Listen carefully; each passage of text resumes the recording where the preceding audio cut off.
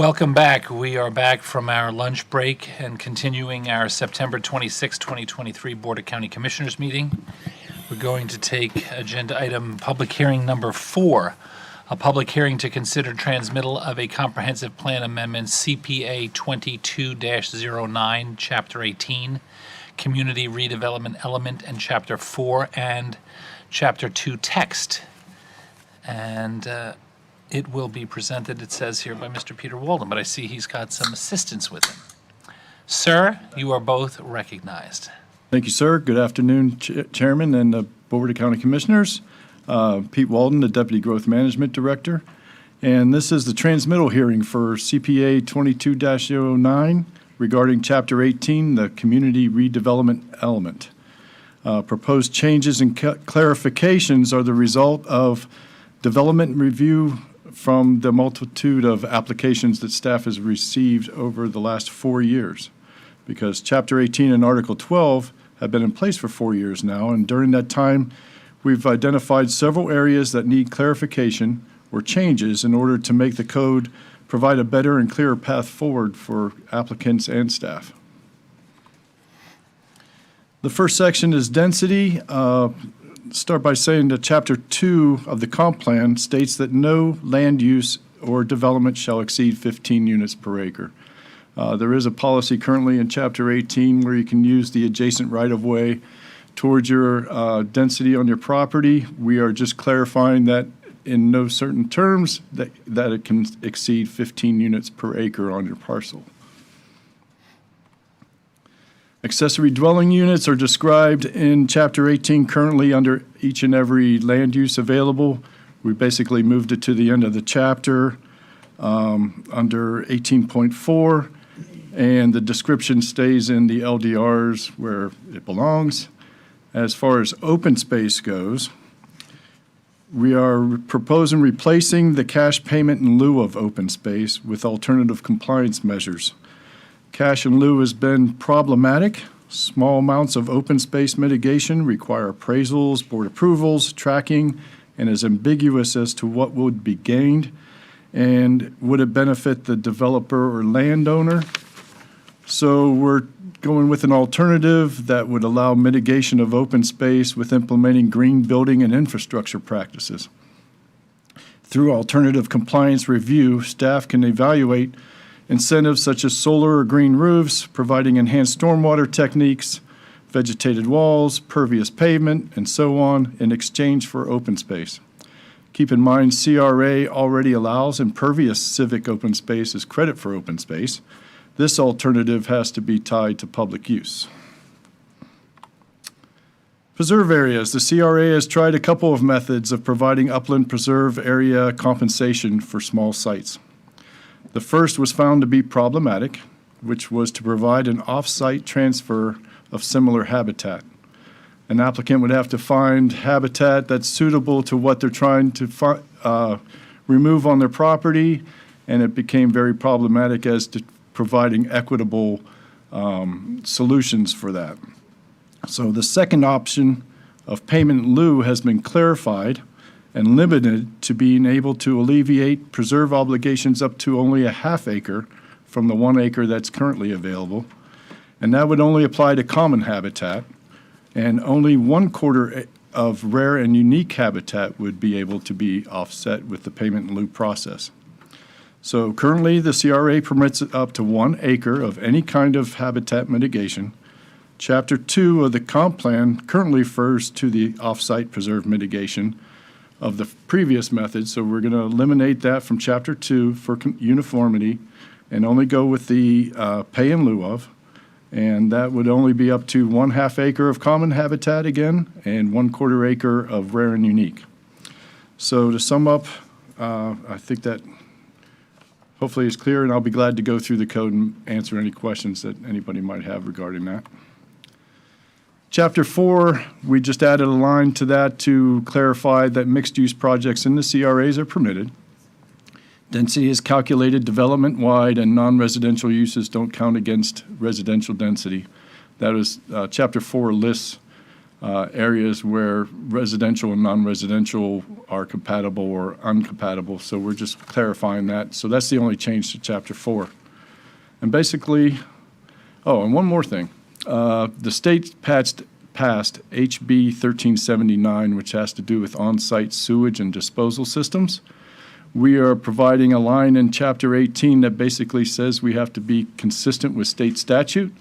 It's a pretty long and arduous chapter. It has to deal with upgraded systems on lots half acre and less. So rather than quoting a bunch of state statute, which could change, we just put in for consistency purposes that Chapter 18 has to comply with state statute. Therefore, we may not have to touch Chapter 18 in the year process that's coming up. This matter was heard before the local planning agency on September 21st. The agency recommended 5-0 to recommend approval. It was also at the CRA board yesterday, the 25th, and the CRA board voted 5-1 to recommend approval. So with that, staff would move that the board approve the transmittal of CPA 2209, Chapter 18 text to the State and Land Planning Agency and other state and regional agencies as needed. And I'll be glad to answer any questions. Thank you very much. Commissioner Hurd. Yeah, policy 18.4A.2, a development within a CRA may meet its obligation to provide open space by utilizing green building and infrastructure practices as described in the LDRs. First of all, what's the open space requirement? On most of them, it's 20%. And what kind of green building and infrastructure practices can be utilized? And can you completely eliminate open space? First of all, you have to meet all your stormwater requirements on any site. And you can we've never had anybody be able to get to 100% impervious area or zero open space, but, and I doubt very much that could happen. This is to allow small sites a little bit of flexibility in that 20%. A lot of developments coming in the CRAs trying to work on a quarter-acre, third-acre sites. They might need a few hundred square feet, and that allows staff some alternative compliance measures to make a site work for somebody. So they can use, vegetated walls, solar roofs, solar panels over parking, provide some extra tree wells in the right-of-way, those types of things to kind of offset that little bit of open space. I think that in small parcels that open space is more important than ever. So by eliminating them, I think you create an unlivable, uncivic experience. Understood. So there's no limit, there's no prohibition against completely doing away with open space? If you were able to manage to get to there, I would be surprised, but we don't have a set limit on it as this time. All right. Policy 18.4B1, development within CRA may meet its obligation to preserve native upland habitat present on the development site by making a cash payment in lieu of preservation. Yes, that's currently available to applicants at this time. The change that we made, we've gone from being able to do that up to a whole acre to reducing that to a half acre of common habitat or only a quarter acre of rare and unique. So that's not in the language here. Where is that language? Yeah, the language is was supposed to be implemented in the LDRs. That's one reason why we're getting to that now, because the text right now basically says as described in the LDRs. That language was never created. So as we're looking at that and analyzing what's been available to applicants and how to take this forward, we realized that the off-site compatible habitat was not a viable option. And we chose, through working with our environmental group, to decide what the limits should be on being able to pay in cash, the cash payment in lieu.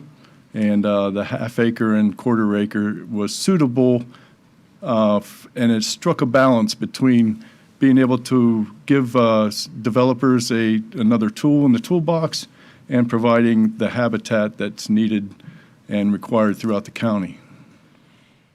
And what's the cash payment? You have to get an appraisal on your site within 180 days of the application, and it is reciprocal. If you have 25% of $1 million property, then it would be $250,000 to do it. And what do you do with that cash payment? It'll go into a fund that the CRA can use on green projects, ecosystems projects, stormwater, preservation sites, that type of thing. It's not designed to go towards maintenance because we don't want to supplant any other budget items. We want it to go and impact the community, have a real impact. And nor is it directed to be spent on providing native upland habitat elsewhere. It's designed to be in the CRA. But it can be a park bench instead of native upland habitat. No, that's not the case. It could be signage. It could be a sidewalk. It could be. Well, if are that these some of the things sidewalk that- provided pedestrian use or public use of a preserve area and went into enhancing a preserve area, then perhaps. It would have to be at the discretion of ecosystems and the CRA. And policy 18.4E4, the buffers and transitions between different development intensities provided by policies shall not apply in any CRA land use designation. So does that mean that buffers and transitions aren't required? There are buffers, but they're much less, and that's been the case since the Chapter 18 and Article 12 were adopted. Density transition doesn't apply. What buffers and transitions do apply? There are some small buffers between, commercial sites and existing residential areas outside of the CRA where they are right on the borderline, but that's all. All right, so we're eliminating open space, we're eliminating habitat, we're eliminating buffers. Just to be clear, the open space requirement's already there, the transition is already there, and the preserve areas we're restricting in greater detail. I think we're going the wrong way in CRAs. I think this is where we really need to be concentrating on providing a higher quality of life than may exist at present by creating more compatibility rather than less, by creating adequate buffering instead of none, by creating more open space instead of doing away with it. Right, I think the changes in the buffering is to encourage different residential uses. Well, it also encourages incompatibility. So now what we're doing is we're introducing next to traditional neighborhoods, which tend to be, for example, in Port Salerno, single-family homes, small lot development, encouraging apartment buildings next door to those with no buffers and no open space. There are smaller buffers, that is true, than the density transition. Thanks. Ms. Elder, was this your light? It was Elise Elder, Deputy County Attorney. I just wanted to clarify, I believe the buffer language is being moved from one section to another at the end, so we're not really adding that, we're just moving it to make it in a better place. It exists in the Chapter 18 currently, and we just moved it to the end, so I just wanted to clarify that. And where is that in my book? I just had it, one second, Commissioner, I'm sorry. It's in 18.2A4, it was 7, but now it's subsection 6. So there, it's in that might be in a couple others. It's also in the next section. It's in multiple sections, so they just took it out of the multiple sections and put it at the end. So it's in there once. It's also in 18.2B3, what was 5 but is now 4. I'm getting there. There we go. Are you looking for the new one? So yeah, it was a redundant language. It was listed under each land use in the Chapter 18, and rather than keeping that as redundant language, we just made it apply throughout the CRAs, which is how we've been applying it anyway.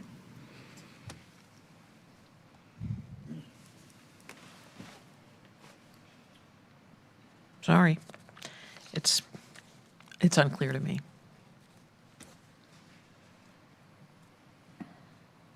Zoom in. Commissioner Hurd, done? I am. Commissioner Smith? I've tried this idea before and it has never really gone anywhere, so I'll throw it out there again, and I don't think it's going to go anywhere today, but there are other redevelopment areas and other CRAs, whether they're CRAs or redevelopment or really well-done projects. When the project was created, they created a series of trails, open space throughout the entire development that became their preserve area, their open space, but it also became a whole nother connectivity ability between neighborhoods, between houses. Seaside up in the Panhandle is one of my favorites. There, between residential streets, there's a back trail system between the yards that you can go from one street to the other street, between homes, that it's all open space, all natural space. And granted, they did that from the inception. But this could be a tool to where if you had a plan for each CRA as to where to have a trail system, this could be funding the trail system or the open space system as a prescribed strategy versus a hit or miss. We're going to put X amount of dollars to this little piece of something over here, which may not have anything to do with those 6 pieces over there. It just may be standalone. And I think about Port Salerno and the project of the south of Cove that I guess there's a whole trail connectivity kind of project down there. It could be a great way to fund that. But you'd have to prescribe it, you'd have to have it laid out, you'd have to have the design done so that the people contributing it to could actually see where their dollars were going and it would make sense to them versus going into an account that says we're going to do X, Y, and Z at some point in time with this fund. Not dissimilar to what we did with the parking allocation discussion. And I always kind of thought the same way with that too, that there ought to be for every single street, there ought to be a plan for each street so that everybody knows what the plan is and how we get there and how it's going to get paid for and what all that looks like. So anyway, just my thoughts, but it's fine where you're going. I would take it one more level, which would take a lot more work to describe what. And funding, I believe, because Well, what you describe in Seaside is great, but that was a greenfield development, like you said, gone through inception. You're Sure. dealing with all the multitudes of homeowners and landowners and right-of-ways. It's, So another is- way to look at it, you're right, and I think I said that. It would be no different than if you had in Rio a whole bunch of streets that were disconnected by sidewalks. And everybody said, we're going to have sidewalks all throughout Rio, but you've got a mile worth of missing gaps. It'd be dedicating X amount of TIF dollars to those gaps, to fill those sidewalk gaps, which we've had over the years, to connect them. But there's a plan. And so this is no different. You'd have in the master plan what that trail system, what that open space system looked like, and you would nip away at it over time. It wouldn't all happen at one time. It wouldn't be like this year 3 miles worth of open space trails get produced. It might happen over 10 years. sure, we did leave the open space provision for overall planning in the CRAs in there. So that if that can happen, that can take place, that certainly is a good idea. Just an idea. Thanks. Thank you so much. Commissioner Heatherington? My question is on the accessory dwelling units. I just wanted to make sure, when we met to review this, I was under the impression that we were trying to eliminate half unit type dwelling units. But the way I'm reading this, I think it's on page 10 of 17, which it might be 435 of the agenda.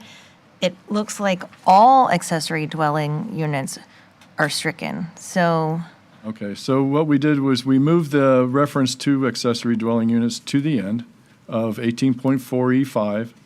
So, and then it says, as described in the LDRs. And when we come back after this gets transmitted, we'll also have the companion ordinance for Article 12, where it describes the limitations of ADUs.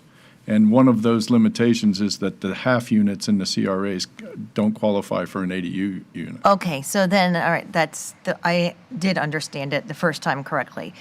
Correct. You are allowing accessory dwelling units in a CRA. You It's just can't have them with the half units. half, okay. All right. Thanks for that clarity.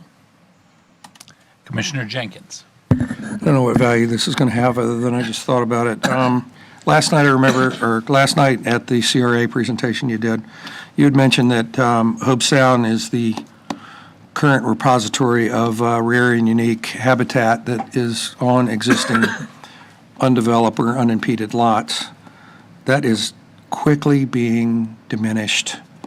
All the properties have changed hands around the Ham parcel, which is high value, rare, unique, and are in our growth management department with development orders on them right now, or development going through review right now, which is concerning. There is, I mean, wouldn't it be nice if we had some money in our CRA that we could actually buy? There is an acre that is actually adjoining that was a shot, by the way, that adjoins the scrub preserve, right? That is actively for sale. There's 4 acres across US 1 next to Hope Heights that is prime example of a parcel that is rare and unique that could be used to help this. We're losing that opportunity very, very quickly. People have the right to develop their property, but it's changing. And I just kind of wanted to say that having that ability to pay, if we were paying for or reimbursing the expense that it costs to buy a high-value, rare and unique property, that'd be all in. But we need the money to do that. Another shot. Anyway, Boom, boom. that's all I got to say. Rope-a-dope. Rope 2. Commissioner Smith, have a shot at it. I would also add this part, and Harold, I don't disagree with what you just said. I think the only other issue that we have to be cognizant of, if you have a small lot in the CRA, and let's say it's a half acre under, and it appraises at $1 million, you could. You could. That's $250,000 you'd have to pay into this fund, right? If you were required for a quarter of that to be, if it was all habitat and you had to, pay to get rid of that quarter acre, yeah, that's how it would be. It'll make it almost unaffordable to do. It's not meant to be done lightly. No, Yeah, we can say that all day long. right.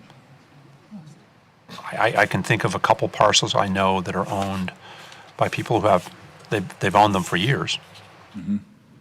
They don't, if they were ever to redevelop their site, their property, forget the site, their property, it's probably less than a quarter of an acre, maybe a quarter acre. They can't afford a lot of the standards that we do today. They couldn't afford to get through a site planning process if they had to today. And so therefore it's never happened. And so a lot of this is, in Harold's case perhaps, if it's being consumed by people that have the wherewithal to do it because they can, that's one part of the story. The other story is if it's a site that is not in that category, but somebody wanted to do something, it's cost prohibitive to do it. And I don't care if it's 30,000 or 100,000 or 250,000. It's just, and so therefore it won't happen. I mean, it's okay going. I think it's okay going where you're going. I just the expectation of how much these things cost to do. The small guy will. It's kind of like our Treasure Coast Builders Association when they talk about the big corporate builders. They can't play in the same realm as the corporate guys can relative to what we put them through because they just can't afford the overhead. So therefore, they're limited in terms of where they get to participate because the corporate guys have the wherewithal to play at a much higher level, and then it just comes down to a per square foot issue. It's not anything else to them. So anyway, I'm just cognizant of that, of what it costs to do these kind of things. Thank you. Any other comments or questions for staff from the commission? Move to approve. Say that louder, please. Move to approve. We're going to take anyone from the public looking to address us on this topic. Sir, please come forward, and when you're done, if you could fill out one of those forms for us. They're right there in front of you. Corey Crowley. Most of the changes, I've reviewed them. They're just, as you said, they're just moving things around. The gross acreage, net acreage thing is the real clarification. The root of the problem is in the comp plan, it says that no parcel shall have more than 15 acres per the density. The problem is there's no real such thing as 15 acres. There's only 15 gross acreage or 15 net acreage. So the root of the problem is in how you interpret the comp plan. And they're trying to fix that dual interpretation. Let me tell you the difference. If I buy 100 acres and it says I can use 15 houses per acre, I assume I can build 1,500 houses. Well, then I have to build roads, and maybe I have to build open spaces, and maybe I have to build stormwater treatments. And so net acreage comes into account because what happens is when I'm done, I don't have, my net isn't the same as my gross. So I'm disincentivized to build infrastructure because every time I do, I'm reducing my density. So since that's the case for a large development, they're like, oh, you can use right-of-ways and so forth towards your gross acreage. They say, well, you can do the same thing for properties that have already been developed. So that's kind of the root cause, and Martin County's interpreted it both ways in the past. It's like, and actually they do it both ways now. If it's under 15, you can get it up to 15. But there's this 15 that they're trying to, in the code, they're trying to limit it at a hard cap at a 15 net.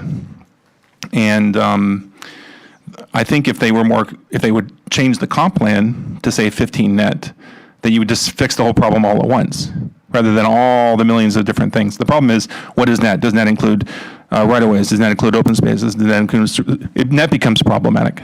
So when you read 15 acres in the comp plan, anybody who understands this reads it as 15 gross acreage. And so all of this other piece about limiting it, it's just really hard to do.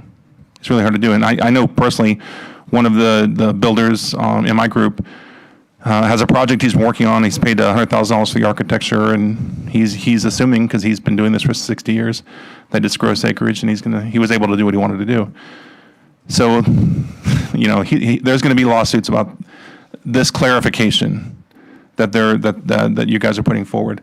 I understand the intent. You're trying to limit things, but it's very convoluted the way you're doing it, and you're opening yourselves up for problems. It's just easier just to assume it, just to do it the way everybody else in the world does it, and just let people use right-of-ways. I don't understand why the complication. Thank you, sir. Anyone else from the public looking to address us on this topic? Seeing none, comes back to the board. I think you had a motion, right? Did you? You did, very loudly. Medium. We have a motion by Commissioner Jenkins to accept staff's recommendation. Second. Now we have a second by Commissioner Smith. Oh, already had a second, sorry. With that in mind, all in favor? Aye. Aye. All opposed? Opposed? The motion carries 4-1 with Commissioner Hurd dissenting. Thank you very much. Our next agenda item, it's 2 o'clock exactly, is departmental number 4, a preset. Come back. No, there's public hearing number 3 is at 3 o'clock. Oh, what did you say? Number, Departmental number 4. oh, okay. That's why I'm holding the right. steering wheel. You're right, you're right. I see them coming right here. Departmental number 4. I'm like a Swiss watch up here, to the moment. Hello and welcome. It's 2 o'clock, and we're glad to see the two of you. Departmental number 4, presentation of the draft impact fee study, be presented by Mr. Clyde Doolin, and he has a guest with him.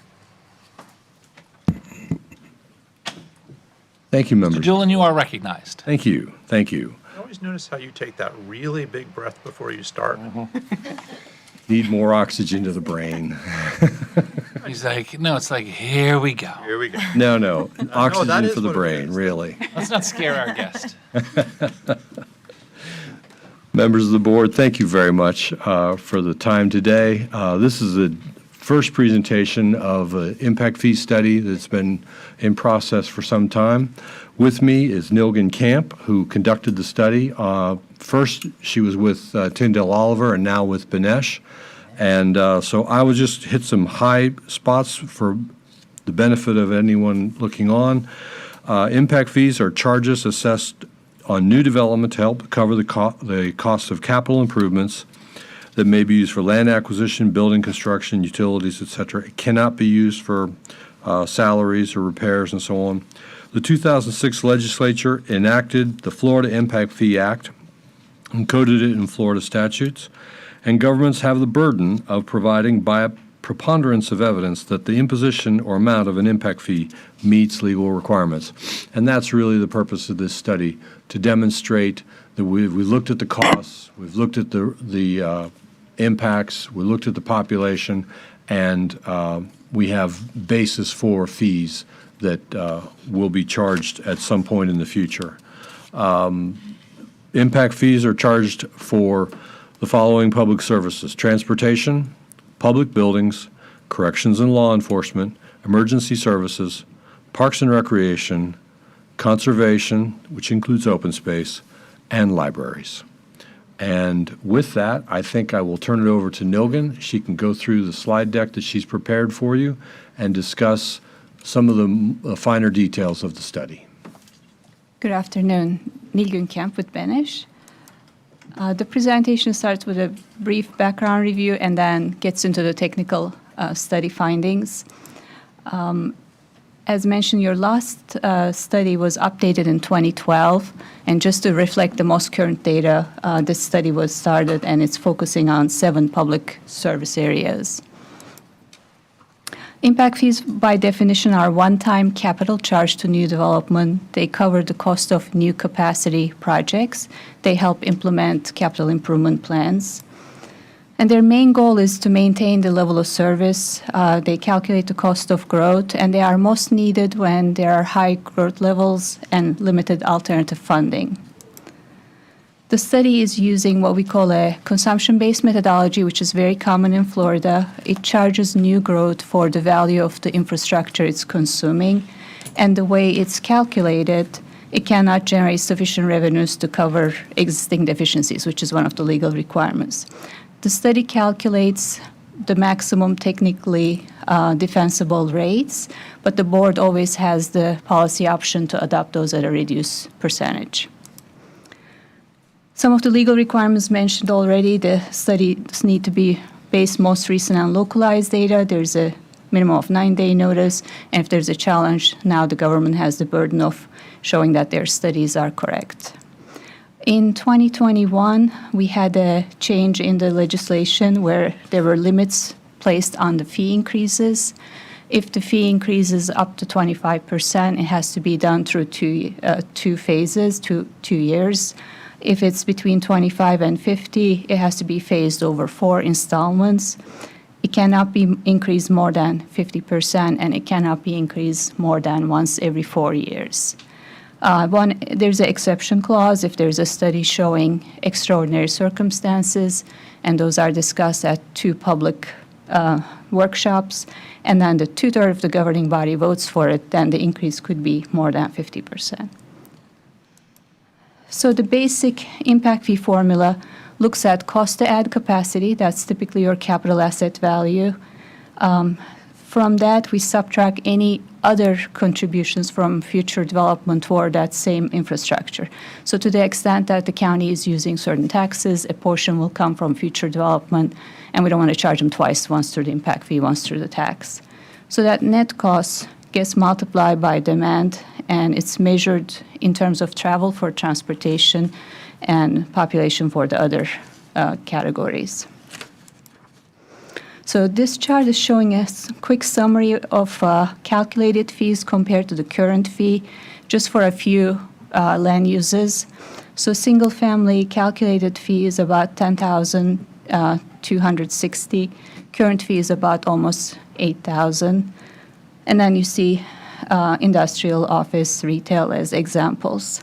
And you can see that in the case of residential, about 50% of the fee is transportation impact fee, and for non-residential land uses about more like 80%. So that between transportation and schools, they make up about 70 to 85% of all capital assets built by local governments. So they tend to be the highest fees. So that's kind of why you're seeing that. Can we pause there just? Go ahead. No, you. You have the light on. Commissioner Heatherington. Can you go back to that slide, and maybe that was just an overview example? Where would multifamily, It has a separate category that's not on this slide. The full fee schedule has about maybe close to 40 land uses. This is just showing a few examples. okay, all right. Commissioner Smith. And I'm assuming that number does not include the school board's impact fees. No, it does. Correct. So it's double that number. The school board impact fees are separate. We have them in the schedule for 6.1 in our tables, in our board item, but they are separate. I wouldn't, I know someone who built a home some years back, and it was 24,000 or something, single-family home. For impact fees? No? School board's similar to. Would the school board fees included?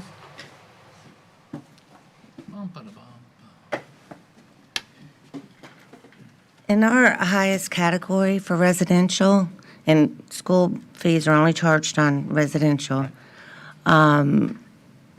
there's not anything that goes over, I want to say 16,900, I know the person who wrote the check. 1,700.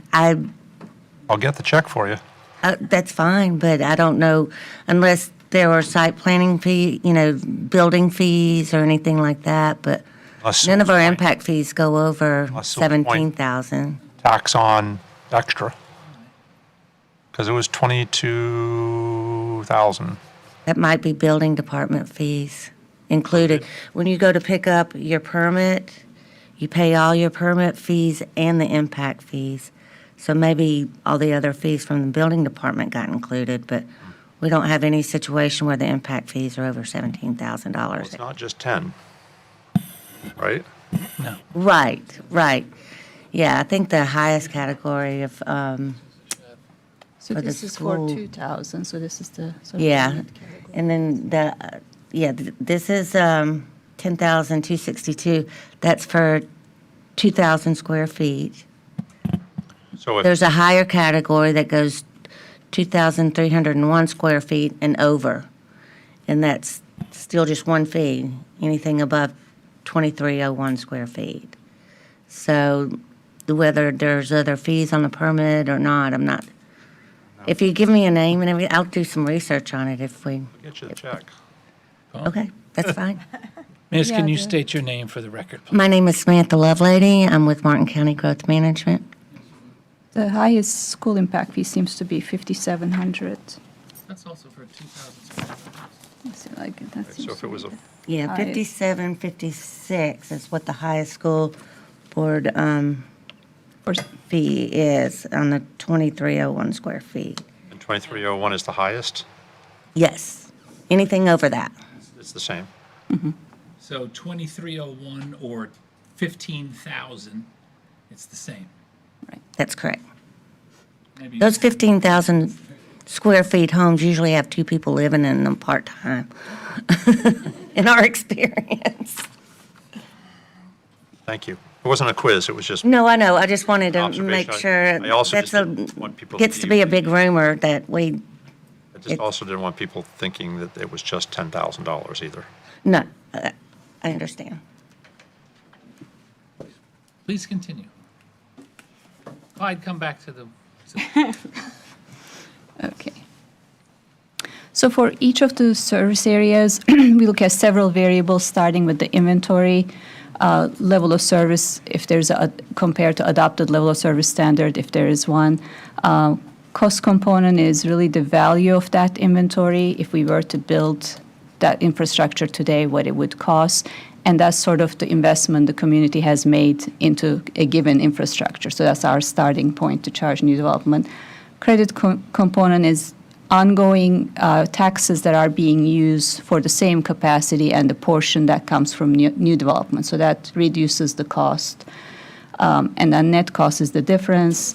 And finally, we usually show a fee comparison at the end. So since the transportation is the largest of the county fees, I'll go over it a little bit more detail, and then the rest of the fees will be more limited. But if you need more detail, please stop me. So the way the transportation impact fee formula works, we start with the cost of building 1 lane mile. So that's estimated at $5.5 million. So it's basically, if it's a 2-lane, 1-mile road, it's about $11 million. That carries a capacity of 19,000. So then the cost per miles of capacity is about $290. So it's for someone to be added and traveled 1 mile with different modes on the roadway system is costing the transportation system about almost $300, sort of a unit cost. An average home generates 25 person miles, so those two multiplied gives us the total impact cost of $7,200. And then we have credit, other taxes being contributed. And once those are subtracted, net fee ends up being about $5,600. So the demand for transportation is measured in terms of travel, which has 3 components: how many trips each land use are generating on a daily basis, how long those trips are, and how many of them are new trips because of that development. So if someone is going from home to office and right on the way stops at the gas station, we don't charge that gas station because that wasn't a trip on purpose for the gas station. It was on the way already to another purpose. And the data sources used is trip generation data comes from primarily from the Institute of Transportation Engineers have a handbook. We are using 11th edition. Your last study was based on the 8th edition, so there has been quite a bit changes since then. We have Florida studies conducted at sites, interviewing people, measuring all 3 variables. And then we also use the travel demand model that the long-range transportation plans are based on. For the cost, again, we look at any construction completed locally, and then we supplement that with data from other jurisdictions as well. So we used about 30 projects from 12 different counties. So just the construction portion was about $2.8 million per lane mile of those counties. When we look at only District 4, that was higher, about $3.3 million. But we still ended up using the 2.8 to be on the conservative side. And this chart is kind of giving you a sense for the changes, construction cost trends, and you kind of can see the run-up during the economic boom, 2006, 7, 8, and then we had the recessions, costs decreased, and then they started picking up again. And since the pandemic, that increase heightened. So you can see 2012 was when your last study was conducted, so we were sort of getting into the recession if it's looking back a couple years of data. And this study, for the most part, started in 2019, so it's not really capturing more recent increases, but again, it's capturing some of it after. This is, again, the indices since 2011, kind of just showing you changes in costs measured by different indices. And again, the main point is since the pandemic, costs increased significantly. And we are not reflecting that in this study, partially hoping that it will stabilize and also to be on the conservative side. But just for your information, that's what sort of you may be experiencing. So in addition to construction, we have costs related to design, right-of-way, and then construction engineering inspection. So when we add all of them, and also the combined county and state costs, we end up about $5.5 million for the total blended cost. Credit component, again, looks at any other revenues that are being used for the transportation capacity. There's some limited funding that county allocated from fuel taxes and grants, and there's a debt service that's related to transportation capacity. There's also state funding. So this is, again, to measure ongoing contributions. This is not a developer credit that would be specific to a project. So overall, about $15 million per year is going from other sources toward transportation infrastructure, and about 13 out of that 15 is coming from the state revenues, so it's limited funding from the county. And as you know, fuel taxes are a dedicated revenue source, but they tend to be very inefficient. They are on a per gallon basis. State pennies are indexed, but local pennies are not allowed to be indexed. Whereas all the other taxes, like sales tax, ad valorem, are indexed because they are based on value. So what we are seeing is, over time, fuel taxes are losing their effectiveness. A penny in mid-90s is worth maybe half of its value between the fuel efficiency and inability to index. Whereas in the case of state, they are losing some ground too, but that's primarily because of fuel efficiency. So you have a situation where costs are increasing and your dedicated revenue source is losing ground, and that gap is growing. So then again, these are representative land uses, not all of them, but for a mid-sized 2,000 square foot single-family home, the fee would be about $5,500. But with that 50% cap requirement in the legislation, it cannot be increased more than $4,200. Industrial can go up to $2,600, and office would be kept at $3,200. These are all per thousand, and retail would also be kept. This slide and next slide shows some comparisons. And you can see here in these comparisons, we try to show the study date, so you can kind of tell how old the data is, and then also the adoption percentage. A lot of these varies ones are those jurisdictions that got capped because of the recent legislation, so they couldn't have a standard adoption percentage. So you can see this group ranges from 2,000 to about 6,600, and then this one is about 6,200 to about 16,000 for a single-family home. And this is just the transportation fee. This is just the transportation. Fire rescue, again. One moment, please. Let me just ask about it looks like we're being penalized because we did our last impact fee study in 2012, which was looking back at 2 years of recession. So we have unrealistically low impact fees, and now the legislature has capped those because we had unrealistically low impact fees because of the 2 years that we were looking back. Yes, yes. Yeah, now you do have you are able to show extraordinary circumstances, and the communities that do that used reasons like that. The growth they are experiencing, their fees were adopted for a while. It was potentially artificially low, maybe because of some decisions at the time. So you have a way of addressing this if you choose to, but otherwise, yes.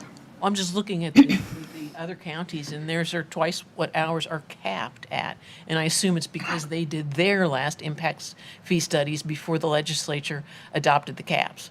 Right. A lot of these were, like this group at least, is all 2020 and 2021 updates, mostly.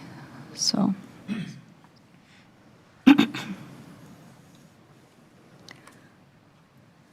So fire inventory includes the fire stations, the land associated with that, vehicles and equipment.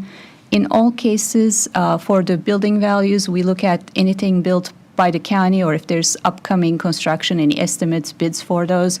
And then we supplement that data with insurance values and data from other jurisdictions. For land value, again, we look at any recent purchases, appraisals, and then we supplement that by vacant land sales of similar size parcels throughout the county from the property appraiser database and the land value. So for fire, buildings were valued $300 to $350 per square foot, and land at $165,000 per acre. And then the fee ended up being about $700 for a 2,000 square foot single family home. That fee is less than 50% increase, so it can go forward. But then when you hit industrial was very low, so that would be kept. Office would be also, most of the non-residentials would be kept. And this is showing a comparison to some of the other jurisdictions, and the rates are changing anywhere from $90 to $650 for single family. Law enforcement and correctional, again, we include the buildings, land, vehicles. Buildings were estimated at $300 per square foot, land about $65,000 per acre. And the combined fee would be for single family $11.27, and current fee is about $7.60. And then when you look at other jurisdictions, the range is anywhere from, again, $70 to $1,090 or so. One thing to be careful about this is that not all jurisdictions combine law and corrections or even have correctional impact fees, so we try to indicate that if it's just law. So it's not quite apples to apples in terms of the inventory. Public buildings, there are about 270,000 square feet of general government buildings, about 30 acres of land, and the buildings were estimated at $240 per square foot, and the land about $100,000 per acre. And the fee ended up being $550, so that is a slight decrease. So that would not be kept. And then some of the non-residential, because of the demand side impacts, would be kept or not, would vary. And again, when we look at other jurisdictions, the range is anywhere from, again, adopted range is 240 to 1,200, and depending on their combination of their inventory and what policy decisions were made on the adoption percentages. Libraries, there are about 6 libraries, buildings, land, collections. Land was estimated at $50,000 per acre, buildings about $300 per square foot. And these fees are decreasing, so the cap would be same as calculated. So, and libraries is one of the ones that are charged only to residential land users. So you see kind of the full schedule here.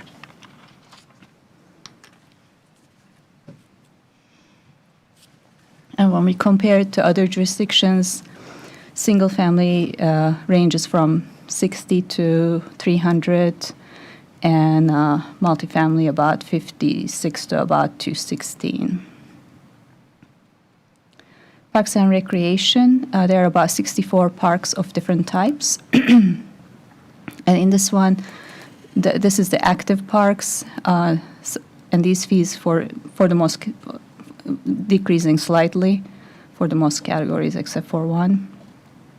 And then this is the beach water access, and these are increasing slightly, so it would not be kept.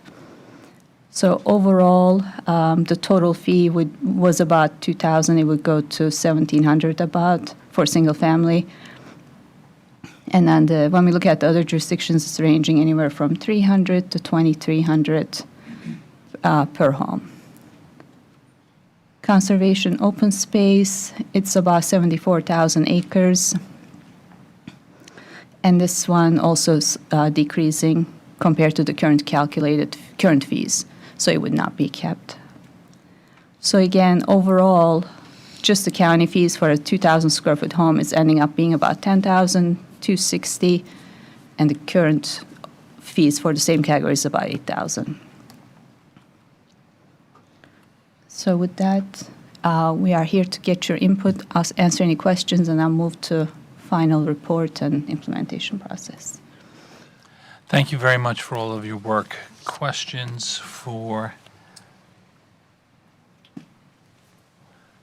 Commissioner Hurd? Yeah, it looks to me like our transportation is the one that hurts us the most. It's the most unrealistic. So in order to get the cap moved up, what needs to be done? You need to prepare, or the county needs to prepare a report showing extraordinary circumstances, and then that findings of the report would be discussed at 2 public workshops that are advertised as such, like these are the public workshops, and then the 2/3 of the governing body has to vote for it. Okay. Well, that's certainly is incentive for me. I think that that's something that needs to be done. It's one of our biggest expenses, and we have always been a development pay-as-you-go, development pays for itself kind of county. And if we're getting transportation impact fees that are a fourth what is calculated, then I think we need to make a revision, and I certainly think that we can say that we can demonstrate extraordinary circumstances in the last 12 months. Thanks. Commissioner Smith. Thank you. And maybe I missed it, maybe I just didn't hear it correctly, but when you're calculating any of these categories, isn't there a requirement for your CIP to have in your CIP projects that are new capacity, that the impact fees can only go to new capacity? They can only go to new capacity, that's correct. And so in the roads section on capacity, what is our requirement or what is our need in capacity? How many lane miles, turn lanes, traffic lights, Intersection improvements, intersection improvement? Did all that got calculated? So Commissioner, this is based upon a consumption-based usage. So the county is typically more reactive in terms of capacity projects. As you measure capacity increases, you put them in your CIP. Cove Road is an example of it. So this measures how much any individual needs. What's the current, after you subtract all of the other expenses that you've put towards it, what is the cost to provide that additional payment? It does not look at how much additional capacity you have on the road. You're not, which is the more of the mobility fee piece of it. And it's just simply looking at every new resident that comes in, they need so many feet of pavement based upon their commuting habits. And then that calculates a number. We're obligated then to spend that money only on new capacity, and that gets programmed into your CIP. So I guess I'll ask it a different way. Years ago, when we had to 4-lane Monterey, we had to 4-lane A1A, we had the Veterans Memorial Bridge to build. There was a lot of expansion that we did. There were a lot of interchange expansions we did. There was a lot of turn lanes we did down on US 1, mid-county to South County. I don't know where we have those major expansion projects anywhere on our horizon anymore, except for Cove Road. I mean, Cove Road's pointed out, fine, okay, that's one. I don't know of any other four-laning projects other than what's going on with 714 out in Palm City, but that's state-funded, right?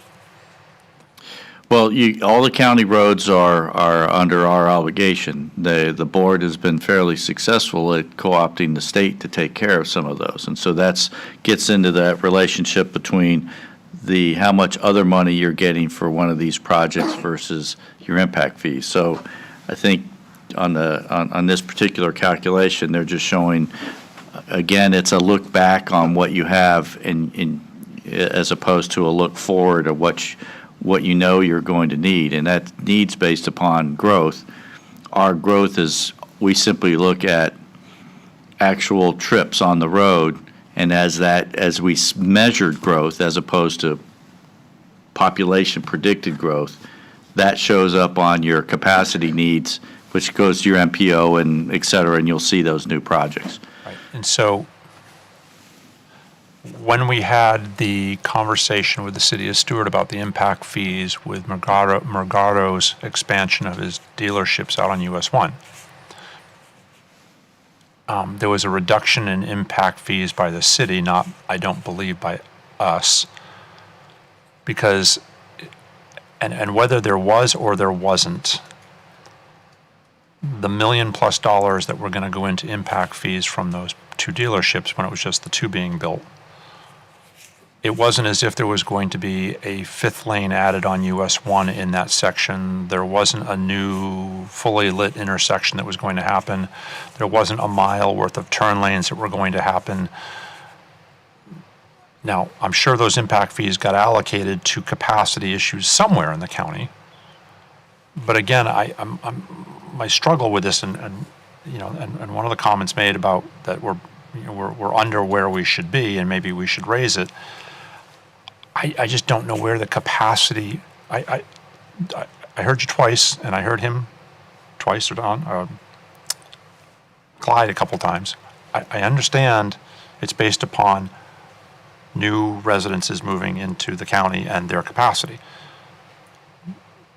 15, 18 years ago, we were building lots of capacity that hadn't been built for years because former commissions didn't want to build it. And so we caught up and we built that capacity. I just don't know, other than Cove Road and other than 714, massive amounts of capacity that we have in our plan to build that would warrant more transportation-related impact fees higher or additional escalation above that just based upon population. The US 1 through the city of Stewart is constrained, right? The city of Stewart doesn't want it to be expanded. Is that correct? That's correct. I think, well, they established a level of service that is F. so difficult to exceed that if you sat at a traffic light for 4 or 5 cycles in a row, you're still in meeting their capacity. So it is, maybe exaggerating a little bit, but nonetheless, and we've adopted that, we've accepted that into our plan as well. So you're right, there is no plan to expand US 1 through the city of Stewart beyond what it is. I guess what I'm trying to at least have the conversation and point out is that if I could think of capacity-related issues that we were going to fund in the future, then I would say, sure, that should align itself with collecting more revenue out of impact fees. But I'm having a hard time trying to figure where those are going to be spent. And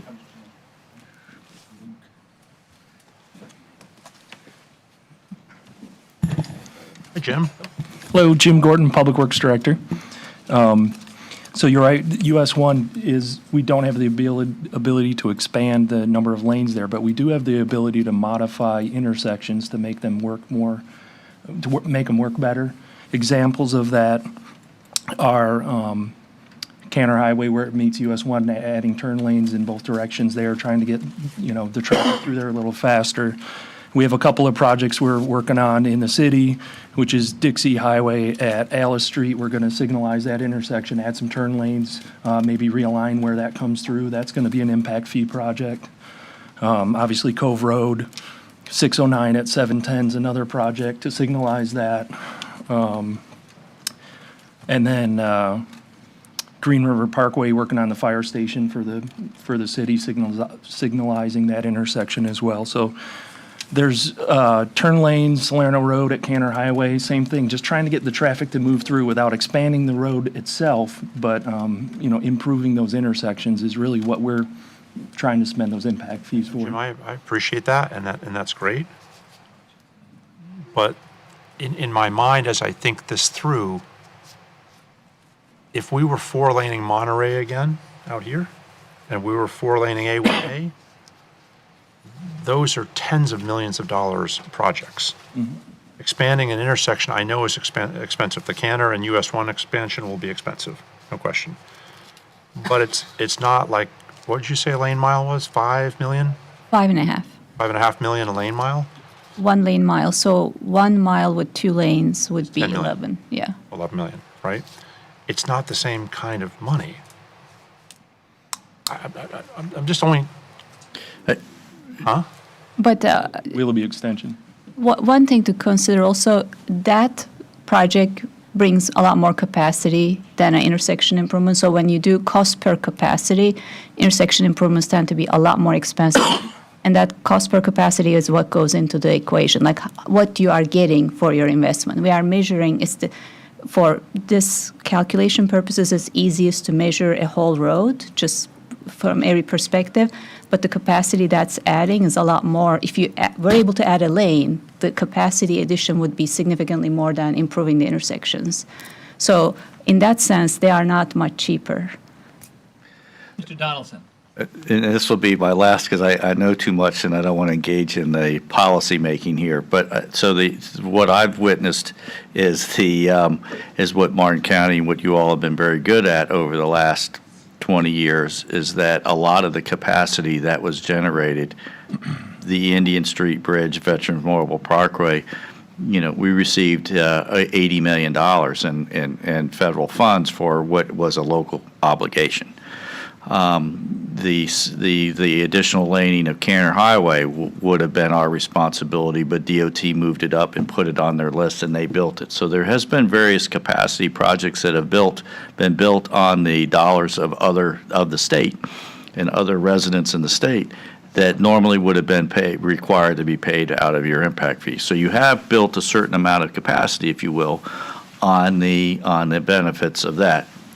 The policy decision is you could look at that and say that will continue, and therefore you could have lower impact fees, or that will not continue and you will run out of that capacity at some day, and then you'll be looking for how we pay for that if you run into capacity problems. So that's just the juxtaposition that I see. Doesn't have to happen here, but I would love to see the calculation of all of this and Jim's conversation. And I'm not disagreeing, Don. I'm just cautious of how much we jack this thing up or should jack it up, because also what you didn't mention, and I forgot about until you just started rattling those off, were that developer agreement we did out at I-95 and Canner. Huh? They get impact fee credits, right? No, it was a developer agreement, a proportionate share But agreement that was $8 million. Yeah, and those, I just caution on those, and for you all were expert at, I believe the terms were extractions in the day. The legislature has largely taken that away from you. So proportional fund agreements, which the interchange was a big part of, our opportunity to get those is all but gone away.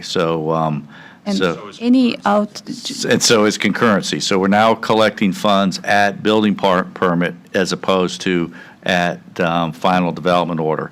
So you're largely going to collect these in the rear of the need as opposed to at the beginning of it. one of the recent changes too, that now legislature requires dollar for dollar reimbursement of any kind of proportionate share, and if impact fees are increased, those credits increase as well. So they are indexed. Basically, you will always use your old schedule for the contributing, for any developer contributions. They will not experience this new against their proportionate share that they paid. So that's protected pretty well now. Again, that's the only place we get to talk about this, so. Thanks. Any other questions? Anyone from the public looking to address us on this topic? Back to the board. What are you looking for? Well, we just wanted to get this presentation in front of you so that you could have this discussion among you. Our next step is to come back and ask for you to adopt this impact fee study. And our steps that follow that will be to use this study as the basis to begin work on Article 6 of the Land Development Regulations, Schedule 6.1 in Article 6 actually has the impact fee schedule that Commissioner Smith and Samantha were talking about. And so the fees and the numbers from this study would be put into Article 6 and then adopted at some point in the coming weeks or months. And so our next step is to bring this back to you for adoption, and to follow that up, there's this legal consultant to Benesh that will work with us on amending Article 6 of the Land Development Regulations, going through it and making changes in Article 6 so that the text of Article 6 is consistent with state statute, and it isn't also in Article 6 that the actual fees will get adopted through the adoption of those LDR changes. Thank you. Commissioner Smith. Yeah, and that raises another question. Is it Megan again? Nilgun. Nilgun. Can you spell it? Nilgun. Milgen. That's the most challenging part of the meetings. That is the most challenging. Through that, we are all good to go. You're all set, right? Yeah. We constantly heading into legislative session, and at FAC, we heard again that there will be impact fee discussions with the legislature.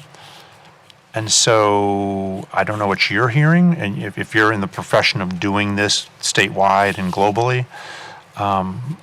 Last year, I think there was an attempt to do away with them. Last year, sorry, you go ahead. No, I just, so I'm only also equally cautious how much work our staff does with session coming that Will be moot. might be moot. Last year, they tried to first take away the extraordinary circumstance option, so 50%.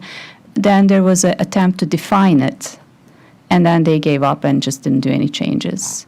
So they may try it again. I mean, right now the legislation is very vague. All it says is extraordinary They circumstances. always are until the last day of session. So it's hard to know exactly how to measure. So, we are looking at each other, basically the other jurisdictions and what the legal is recommending, but it's anybody's guess. So, Okay. so there may be another effort to do that. That is a piece of this in terms of how much work, how much time going in and modifying things yet.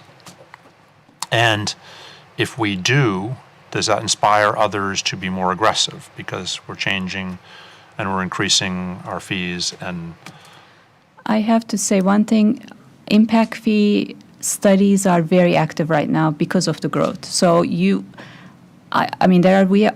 we haven't had this much updates since probably before the recession. I think because a lot of jurisdictions are feeling the pressure of the growth. I mean, Florida, as you know, growing very rapidly. So I don't think one county doing a study will have a huge impact. It's everybody doing it may have it, but. okay. Thanks. Commissioner Harold Jenkins. And what's the timeline on your proposed adoption hearing approximately? We'd like to be in front of the local planning agency potentially first of the year. Oh, okay. So we have, First First of the year. yeah. Perfect. So we have plenty of time for a one-on, like you always do with me. Yes, if you To better understand that, because further I, meetings, yes, of course. because. Thank you. Thank you. Anybody else? Is that it? That's it. Thank you. Ma'am, thank you so much for coming and helping us. Appreciate it. Safe travels home. Where you come in from? Tampa. Tampa. All right. Well, safe travels across the state. You notice how he said ma'am. You notice how he said ma'am. Rather than your name. I'm not going to call you by your first Camp or name. ma'am, it's, yeah. Thank you. Thank you. What's your last? Doolin?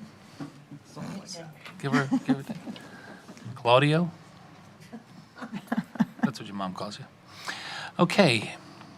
It's 2:44. Let's throw something in there. Let's do public hearing number 5. Wait a second. You're a Jumped around so much I Yeah. can't keep track. yeah, but don't, well, it's not the 3 yet, though. They're here. We got Sandsburg Park. Oh, you got 5. Yeah, that's what public hearing number 5 is. Sanskrit Park. No. Public hearing. Departmental number 5, I meant. I apologize. Public hearing number 5. It's a 27-page agenda. Yes, that's you. Public hearing number 5.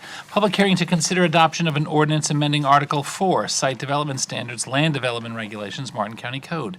It will be presented by Ms. Liz Noggle and Mr. Pete Walden. Please, you are both recognized. Good afternoon, Chairman and Commissioners. I'm Liz Noggle, Development Review Administrator. I'm here with Pete Walden, Deputy Growth Management Director from the Growth Management Department. We are here today to talk about Article 4, Division 20, which is currently called Commercial Design. The proposed name is Commercial, Multifamily, and Industrial Design. Little background and reasoning for updates. Article 4, Division 20 applies architectural and design standards for most commercial and some industrial developments throughout the county. It's been in place since 2002 with a minor update in 2013. In recent years, the number of multifamily residential developments have become more prevalent, both nationwide and in Martin County, as an alternative housing choice from single-family subdivisions. With the increase in these types of developments, staff is proposing architectural and design standards for these multifamily developments as part of Division 20. While we were opening Division 20, we also are proposing updates to existing provisions for commercial and industrial developments based off of our experience with reviewing these projects and as well as more recent trends in planning. And the overall goal with this is to help provide for well-designed commercial, multifamily, and industrial developments that contribute to aesthetic of the county. There's 2 sections in Division 20 which are proposed to be amended, the first being Section 4.872, Architectural Design Standards. Staff is proposing both modifications and addition to this section. Modifications, right now, design elements have to be applied to primary facades of commercial or industrial. With the addition of multifamily, we are proposing to separate these design elements for commercial and multifamily from industrial, recognizing that some design elements appropriate for multifamily and commercial are not as appropriate for industrial uses, but also still intending to make sure that these industrial uses are still well-designed. Some additions proposed for this section include some site design standards for larger developments, 5 or greater acres, as well as surface parking lot locations to reduce the sea of parking, to reduce the amount of parking between the building and a road frontage, to try to limit the amount of parking that can be between the building and the road, and placing this parking mostly on the rear and the side of buildings, and breaking up the parking into some parking bays with landscape islands and walkways. Also in this section proposed is a expansion or modification to what currently exists. Right now, there is a provision that commercial developments over 10,000 square feet have to have a plaza outside their main entrance. We found that applying this ends in mostly what ends up being privatized use for the expansion of their outdoor tables or it just ends up being unused paver patio area. So we're proposing to modify that and to require that civic open space is required for larger developments in commercial and industrial future land use for 10 plus acres. So this is intended for the larger scale commercial areas that they're already having customers spend some time waiting for restaurants or otherwise mingling about. So it's not to draw in crowds, it's more for the people who are already at these locations. One addition or modification from what was in the agenda is proposed to 4.872D1B. The only thing that we would like to add is to expand on what we have, that developments over 5 acres with 1 or more buildings totaling 50,000 square feet or more, we had that they should frame the corner of adjacent street intersection or an entry point with a building or civic open space. We would like this to say for commercial only, for commercial developments only, recognizing it's not appropriate for multifamily, which will have the buffers, and for industrial developments. So that is one change that would be adjusted for in the resolution. The second section, Section 4.873, Site Design Standards. I've briefly summarized this, and of course I can pull up the full text. But just to briefly summarize, the modifications proposed include clarification on vegetative shading requirements, screening of equipment and bicycle facility requirements, site lighting for increased safety. There is an existing provision that for commercial areas, or commercial developments rather, that require 200 or more parking spaces along certain roadways, arterial and collector, require public transit stop easements. We are proposing to remove the specific roadway types and also require a bus shelter if on an existing route or route proposed within the next 2 years. Of course, at the discretion of Public Works and the Transit Administrator for if it's appropriate for that location. Public hearing on the proposed ordinance was held before the local planning agency last Thursday, September 21st, and the vote was 5-0 to recommend approval. And with that, staff recommendation is to move that the board approve the proposed ordinance amending Article 4, Division 20, Land Development Regulations, Martin County Code. Thank you. Well done. Thank you very much. Questions for Ms. Nagel? Commissioner Smith? My discussions with our staff, not dissimilar to some of the other agenda items today. We approved a multifamily, which doesn't really matter which one, in the last couple of years. That in my opinion, there was zero to no kid public space stuff inside the walls or inside the development of itself. And I thought that was disappointing given the fact that the commentary about the project was that it was going to be for teachers, nurses, blah, blah, blah. And so one of the things that I talked to our guys about is that I think the streetscape side of the multifamily design, the open space, and I say open space meaning public use space and not exterior public use space, interior public use space be expanded. That if we're going to have these projects coming, there's a couple that have been built recently that the playground for the kids is the size of this dais for hundreds of units of apartments. I'm not sure why there's a slide. It just doesn't make sense. That if in fact it's going to have lots of kids or if there's going to be lots of families, they should be designed to be much more inclusive of that. And so I don't know how that gets added into this language, but that's something I would think that we should include. On-street parking, better sidewalks, better treescapes, interior to the project, I think should be something that we could do better. I just think the project's interior, exterior, we get sidewalks when we get, buffers and that kind of stuff, but the functionality of the interior of the project itself, we have one that the city did up in my district. I'm not sure, honestly, how you get a car into the driveway of one of the units. It's so tight that maybe you can drive in, but I don't know how you back out. It's not our project, but just as for instance, some of the projects that are getting built are so darn tight, I don't know how you function in the neighborhood.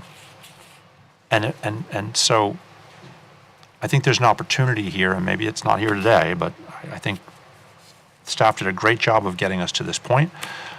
I just think that there's much more we could do on the design criteria side of what happens in one of these multifamily projects, that for the people who are going to live there, it could be a much better experience of living there versus that's my only option in Martin County. If I want to live in Martin County, I'm stuck with what I got for a choice. Point very well taken. I think staff would recommend that we pass the ordinance before you today so we could get something on the books for multifamily design guidelines.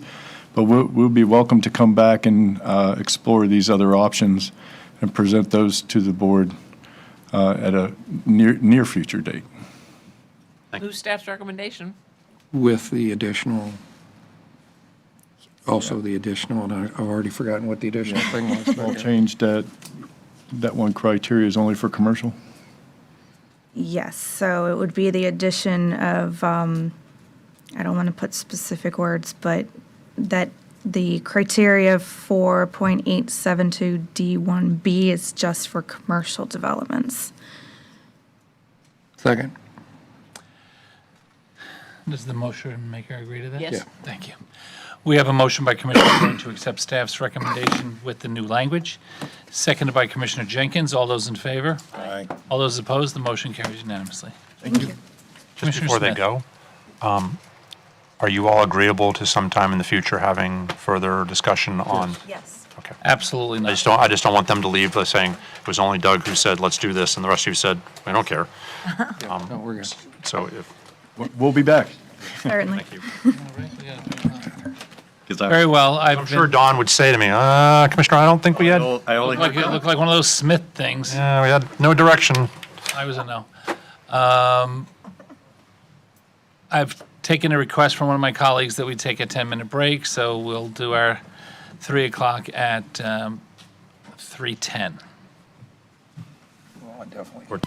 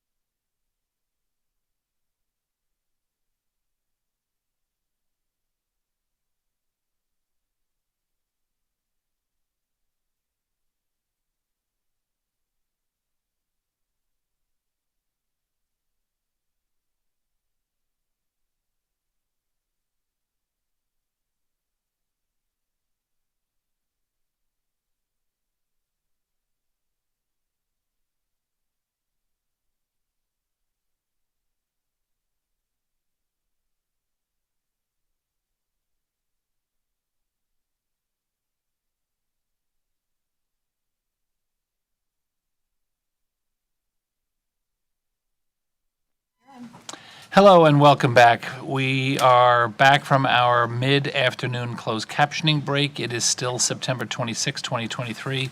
We're continuing with our Board of County Commissioners meeting. Our next agenda item, public hearing number 3, a public hearing to consider adoption of an ordinance amending the false alarm reduction ordinance, Article 5, Chapter 111, General Ordinances, Martin County Code. It'll be presented this afternoon by Miss Elise Elder with a special guest. Good afternoon, Commissioners. Elise Elder, Deputy County Attorney. I'm here with Sergeant Dulac from the Martin County Sheriff's Office. And as Commissioner Campy said, we're here on an ordinance to amend Article 5, Chapter 111 of the General Ordinances of the Martin County Code, which is the false alarm reduction ordinance. So this ordinance involves alarms that summon law enforcement. It doesn't involve fire rescue or EMS. It's just purely burglar type alarms. And this request was, this amendment was requested by the Sheriff's Office and the tax collector. So both are involved in this ordinance. And basically, the changes are not substantive. They're really just trying to make sure the ordinance complies with what is actually happening at the current time. So the tax collector issues permits for alarms, and she collects all fees and fines, and then the Sheriff's Office responds to the alarms, and they determine whether or not a false alarm gets a penalty assessed. So they work in conjunction. So once the tax collector collects all the fees and the fines, that money is actually remitted to the Board of County Commissioners. So that's how the board is involved. So we are just seeking the board to amend this ordinance to just reflect how the relationship between the tax collector and the sheriff's office works. And we're just clarifying that. There's one other substantive change that the tax collector is requesting. So currently, the tax collector gets 3% of any fees and fines collected based on the terms of the ordinance. And she's asking for a revision. Right now, for a permit renewal, it's about $10. So she gets 3%, which is 30 cents. So she has to send out mailers and, collect money for that. She has to have software. So the 30 cents for each alarm permit is not covering her costs. So she's seeking an amendment to the ordinance to subtract the actual costs of administering this program from the fees collected and then remitting the rest to the board. So right now, she collects everything, she takes out 3% and remits it from the board. So she just wants to subtract her hard costs, and she's going to work with our budget department to make sure that that's documented.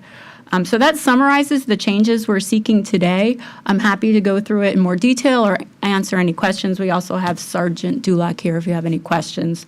So we move that the board adopt the proposed amendment to the false alarm reduction ordinance.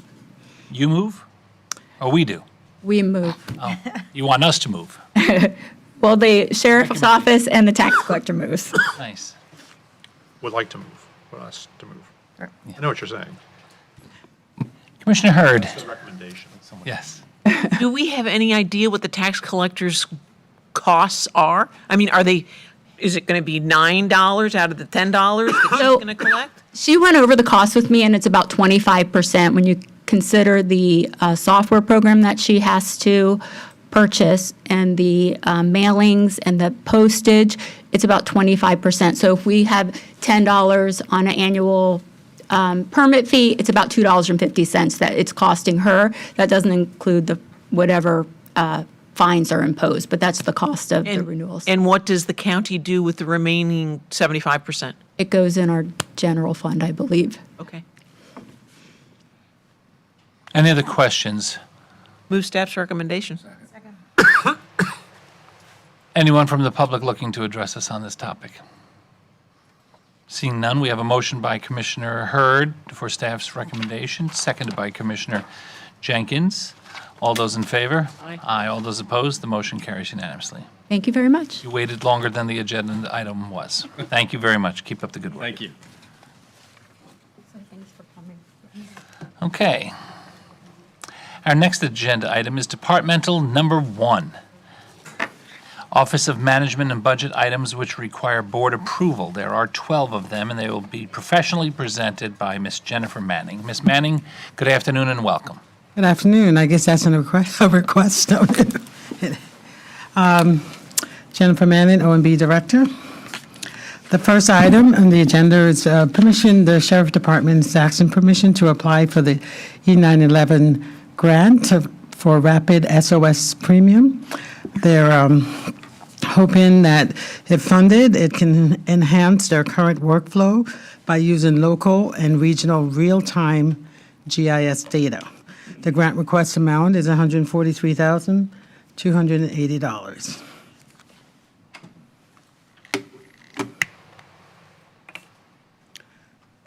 The next few items are actually utilities and solid waste requests, that are quite substantial and very interesting.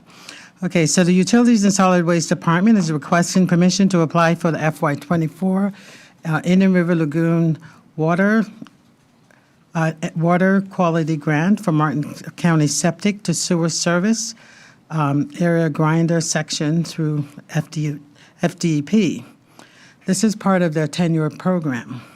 The grant amount requested is $7.9 million, and it will cover the cost of construction and connections fees for the neighborhoods of Northeast Map, Beau Rivage, and Crane Creek. There's no match required, as this funding will cover the construction costs and connection of 669 residents. I feel like we should clap for that. This is the first one, but the next one is even better. Ooh. Okay. Okay, so the third item is also a request for permission to apply for the FY24 IRL Water Quality Improvement Grant for Port Salerno, New Monrovia Vacuum Sewer Service through DEP as well. The grant funding request is $27.5 million. There is no match required. It will cover 100% of construction for costs for 924 parcels, including installation of a parallel force main, the cost of 682 residential on-site lateral connections, septic tank abandonment, and wastewater capital facility charges. Item number 4 is another request for permission to apply for the FY24 IRL Water Quality Improvement Grant for septic to sewer, companion force main through FDEP as well. Funds will be used in Old Palm City, Coral Gardens, and Rocky Point vacuum sewer system. This will benefit 2,911 parcels by providing sewer service. The grant amount is $8.6 million, and it requires a $500,000 match. Jen, did the one before require a $500,000 match? The one for 27? No, it doesn't. It has a match that they have received a grant for that prior to, I think, if I'm not mistaken. Yeah, I thought I saw 500,000 in there, but that's Yes. a separate grant that came from? Yes, I think so. No match for this one. Okay. Yeah, he's talked about this 500,000. This is a grant they received previously, so that's what you're seeing. Mhm. Andrew McBean is here. Item number 5 is permission to apply for the FY24 Water Quality Grant for Tropical Farms Advanced Water Treatment Pilot Program. And this one, the grant is for $800,000. It requires a $200,000 match. That is programmed in the Utilities and Solid Waste CIP. And the pilot program it tests to evaluate the feasibility of achieving advanced treated water for portable reuse. Item number 6 is permission to accept the contract between the Senior Resource Association and Martin County BOCC to provide 10% match for the transportation disadvantaged trip and equipment. The 10% equates to $32,718. The match qualifies the Senior Resource Association to get 90% state funding.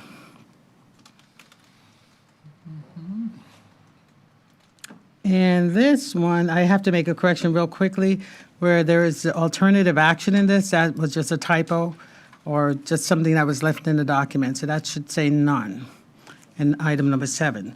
So item number 7 is permission to accept the contract between Senior Resource and Martin County Board to provide 10% match for, this is for the transportation disadvantage as well, but this is for innovative service development. And it equates to $75,000, and it allows them also to get 100% state funding.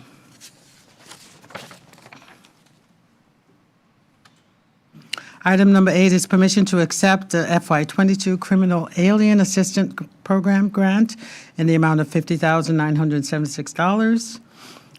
The funds will offset the sheriff's costs for corrections facility. Item number 9 is permission to accept the E911 grant for the COVA login recorder. The grant award is $516,434, and that is to be utilized to upgrade the logger recorder. Item number 10 is permission to accept the fine derelict vessel removal grant funds, and those funds are used for removal of derelict vessels. The amount that was allowed was $32,546. Item number 11, the Martin County Sheriff Office is requesting $174,100 from the Law Enforcement Trust Fund to purchase a SWAT vehicle. There are sufficient funds available in that trust fund. Item number 12 are adjustments to the FY23 budget that is needed. And the first item A, letter A, is approval of a budget resolution to allocate unanticipated revenues for hurricane reimbursement, insurance proceeds, and service fees. And this is a fire rescue fund that is requesting to recognize those revenues, and they will be used to offset expenses that are related to those costs, to those revenues. B is for the approval of a budget resolution to allocate $354,000 additional revenues received from and corresponding expenses for Phipps Park, Indian Riverside Park, and operations, park operations. Letter C is a budget resolution to allocate $300,000 additional revenues collected for Seaside Cafe with corresponding expenditures, and this is like our second request to the board because they've been so successful in their adventures. And to date, their revenues has exceeded $700,000 over our budgeted amount because we budgeted $1 million, is up to $1.7 million. Nice. And item D is request for a budget transfer for this from the Sand Dune Cafe reserves of $25,000 to cover operational costs. The final item E is request for a transfer of $100,000 from the court facilities reserves to cover operating shortfalls, and that is due to increase in maintenance and repair costs. And with that, concludes my presentation. And what a presentation it was. Beautifully done. Big money. Sam Emerson, you and your team, big money. Yes, he's going to give me half. Just tease us with those numbers. Bring it in. Their request to apply. Yeah, Yes. and we hope Oh. for success. I'll move Everything? approval. Did you have a motion? No. You. Second. There it is, ladies. We have a motion to accept staff's recommendation as presented by Commissioner Heatherington, seconded by Commissioner Hurd. All those in favor? Aye. All those opposed, the motion carries unanimously. Our next item, departmental number 2, contracts that meet the threshold for board approval, $1 million or greater. There are 2 of them, and they will be presented this afternoon by Miss Christy Brotherton, one of Palm City's favorite daughters. Thank you. Christy Brotherton, Chief Procurement Officer. I have 2 items for your consideration. The first item is a continuing services contract. This is for pavement markings on county roads and parking lots. This contract has a maximum not to exceed value of $1 million with a maximum not to exceed term of 5 years. Staff is recommending that the board award the contract to Water Blasting LLC, doing business as Hog Technologies, and move that the board authorize the county administrator or designee to execute all documents related to this request. Next, we have a contract for professional services for the operation and management of the St. Lucie Inlet. Staff is recommending that the board award the contract to Gahagan and Bryant Associates in the amount of $2,791,659.15, and move that the board authorize the county administrator or designee to execute all documents related to this request. And that concludes this item. Move staff's recommendation. How about that? We have a motion by Commissioner Hurd for staff's recommendation, seconded by Commissioner Smith. All those in favor? Aye. Aye. All those opposed? The motion carries unanimously. Thank you very much. Moving right along now. That was 1 and 2. Departmental number 3, request to approve scoring criteria and begin request for a proposal, RFP, for properties at the Martin County Witham Airfield. It'll be presented this afternoon by Mr. Andrew McBean, with an assist from a couple of folks. Good afternoon, Mr. Chairman. Good afternoon, Commissioners. This item concerns the review and approval of the scoring criteria and in order to begin the RFP process for properties. Time is up. I'm sorry. Thank you. Was that an approval? Oh, good for you. Quick. Nothing wrong. Good. Again, it involves the review of the scoring criteria in order to begin the RFP process for properties at the Martin County Airport Witham Field. That property in particular is the DeHare property. The lease on that property is set to expire in June of 2024. And in order to move forward with putting that RFP out to the public, we would like for the board to review the scoring criteria in the agenda item. That lease has no additional renewals. That lease was in place since 1950 when Grumman originally had the lease, which was then assigned to Vought, Triumph, and now DeHare. The other item for consideration inside this agenda is a swap of 9 acres with 9 acres of non-contiguous land that's currently leased to DeHare across from Airport Road in the airport for a contiguous 9 acres that is contiguous to DeHare's current leasehold. And if you turn to page 743 in your agenda item, you will see the properties in question. The 9-acre swap is the red one that's currently leased to DeHare. And that piece of property from the 2010 master plan update was found to be unsuitable for aeronautical use, and DeHare has not been able to use it for aeronautical use since then, and they've proposed a swap for that 9-acre for the yellow 9 acres in contiguous with their current leasehold. And with that, Commissioners, I will be willing to entertain any questions. That's fantastic. Questions for Mr. McBean? Seeing none, we have one request to speak for him by Mr. Steve O'Neill.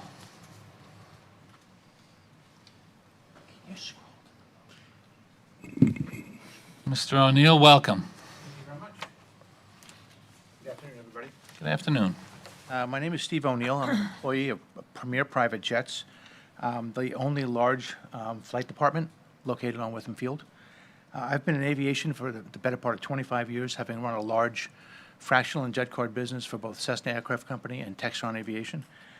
My principal responsibility at Premier is to help the owner, Josh Birmingham, who spoke this morning, back there, figure out how to best grow his business here in Martin County.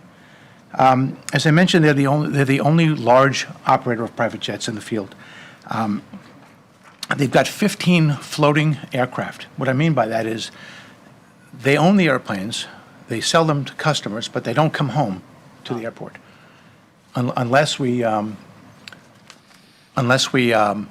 a maintenance issue. And so there's no more traffic intended to come to the field from a flight perspective. They have approximately 130 employees, most of which are based out of here, which include pilots, dispatchers, maintenance and training professionals, customer service people, and so on and so forth. The average wage of people we would be hiring here is in excess of $100,000. The business, which includes a Part 145 repair station, is presently forced, due to no other location to go to be a subtenant of an FBO on the field. This materially hinders their ability to grow because there's no more space at the FBO. Please keep in mind that the growth in this business, which could be meaningful, results in people and tax revenue, not in airplane traffic. It's important. Okay. Premier intends to submit a proposal to lease and then build a meaningful facility capable of supporting their planned growth in the private aviation space. Your own preamble to this topic states the following: the existing fixed-based operators are better equipped to handle short-term tenants who have no desire to invest in capital projects. Staff recommends prioritizing leasing interest for airport properties to entities that will increase the value of capital infrastructure, request a longer lease term agreement, and operate in a manner that will enhance existing and future airport operations. Premier is interested in making such a long-term investment in the airport, and respectfully request that the board reconsider reordering its prioritization of needs to reflect the critical importance of growth within the corporate flight department space. Simply put, we would respectfully recommend that you consider the following: 1 flight department, 2 professional office with hangar, 3 aircraft charter or taxi operations. Sorry. Okay. Thank you very much. Anyone else? Seeing nobody else here to do that. Back to the board. Mr. Stokes, may I ask you a question, Mr. McBean as well? Sure. Having just heard that, any reply, response, anything? Have you taken those considerations into thought? We actually, Mr. McBean and myself met with Mr. Birmingham on Friday. We clearly hear and understand his need and desire for what his personal operation is. To this day, we still only have 1 jet maintenance operation that meets holding out to the public per the FAA. The staff went through a long and tedious process of how do you prioritize the needs of the airport and still maintain the community-friendly effect that is required by the community. This body has had numerous discussions. The Airport Noise Advisory Committee has had numerous discussions. I think from our opinion that the prioritization as has been presented to you still represents the prioritization of the airport, and but we're more than happy to be open to some different needs. But I will say we have numerous flight departments that are based at the airport. Now, Mr. Birmingham's flight department, albeit he wants to be standalone, we understand that he's going a little bit of a different path, but we have Mr. Behringer. He's out at the, Fairwind Air Charter. They're at the airport, along with countless others that are being served by the needs by the FBOs. I will also say that the airport understands that the FBO character and business models have changed, which this body nor airport staff has really any control over. I will also say that what is being presented to you has been vetted by our outside, or what I consider our expert outside counsel, Mr. Peter Kirsch, and they have concurred with what we're presenting to you forward. In talking to some of the economic partners, Grumman has existed at the airport since just after World War II. They have been manufacturing aircraft and aircraft parts. I actually went back and looked at the lease. The lease that the farthest date that I could find was 1950, which, just on a kind of a funny side note, outdates my mother, but we won't tell her that. Not by much, but that the building of aircraft and aircraft components is a long and rich history at Martin County Airport. Look, I'm going to see her next week. She's going to hit me. It's going to be fine. It's Not watching this. She might be, because her Georgie's on TV, as she always likes to say. So, it's hard to pick who's going to be number one. But on the other hand, you've had this airport has enjoyed great success with what's out there now. They're also, and that's what the RFP process is for, is that these people put up the best proposals, and we hopefully get the best product for the long-term duration. I don't know if that answers your question, but definitely my 3 minutes.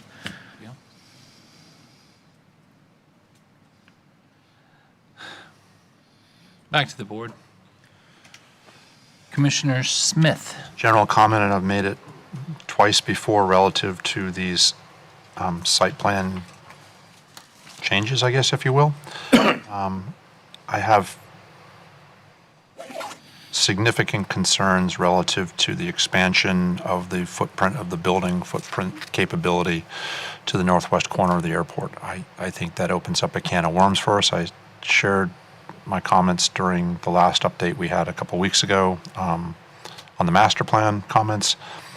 I'm not a big fan of that's the place to expand. I wished I could have had time to sit down with the HAR or someone to talk about the other 9 acres and why. Your time is up. Thank you. And why swap those parcels? My personal opinion, I think it heads us in a difficult direction. That's it. Commissioner Hurd. What's proposed for the red outlined parcel? The red outline parcel. So in the previous airport master plan update, the 2023 airport master plan update that we brought before this board a few weeks ago, that red outline parcel was earmarked for future non-aeronautical development, so office space for something similar like the Reach Center that's going into the airport now, but not quite like that. But additional office space for businesses, small businesses, and an incubator for business at the airport for non-aeronautical purposes, since that parcel is not suitable for aeronautical use.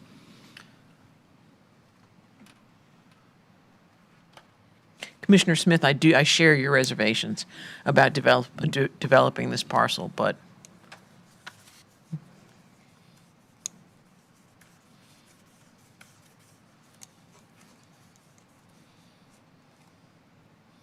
Is there a continuation? I don't think there is. I know you two are normally on the same page all the time, so it's hard to know. Well, that's why I'm just thinking. I thought of the there was going irony to be like, to the but you're insane. And that's why the but was there. So it's All right, still back to the board.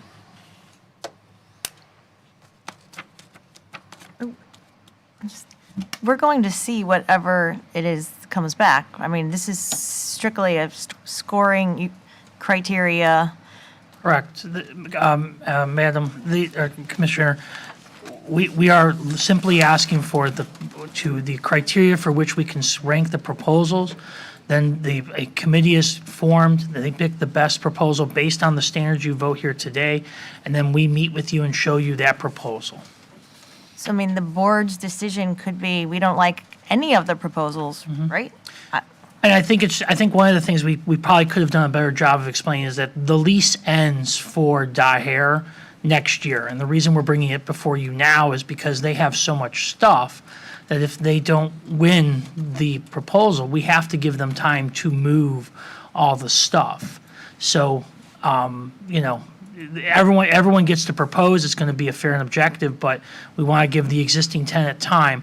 I also will say that it is Daher that has told us they don't want to use the red. The last time the red part was used, it was used for Worrell's boats storage, and it became an environmental issue. Daher may come back and say, we've looked at the yellow and we don't want to use the yellow, but they are the ones that are sort of pushing that along because they don't want a no net loss in acreage. So, and the airport will still maintain its 150-foot green space. So we understand the concern and just pointing that out there, that's why that's there.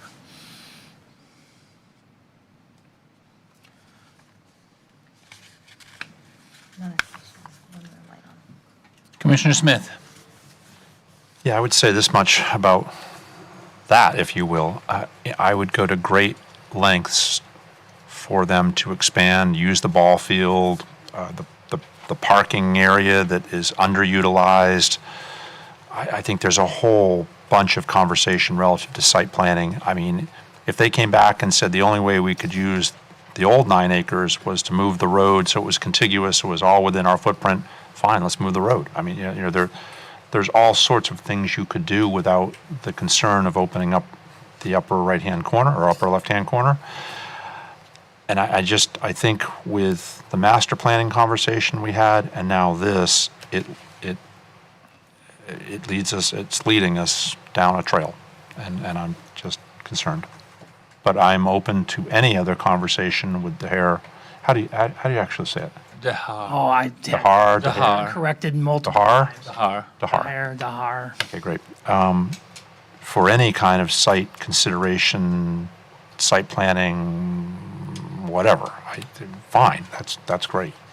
And this agenda before you is to go out to select a proposer. It may not be Dyer, it may be Mr. Birmingham. I appreciate that. I just want to make sure that everyone knows. No, that. just an overall commentary. If what you said was driving this conversation was their expansions, then yeah, let's talk about how they expand, where they expand, what they want to do, and what can we do to help facilitate that. Fantastic.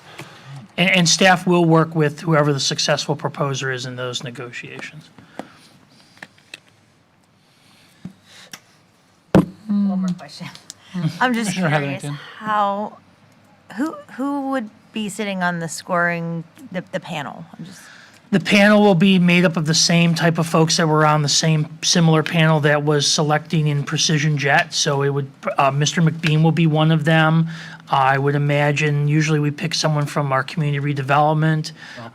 We usually pick someone in Public Works because of their engineering background and they know the material and so forth. We probably might pick someone from Real Properties. Who understands leases and so forth. So we try and put the panel together so that it's with our folks in the county. And then usually the fifth one, it kind of depends. Sometimes it's someone you wouldn't expect that just takes that other look at what the proposal is. And sometimes it's it's someone with some type of business sense in the sense of what type of financial is. So.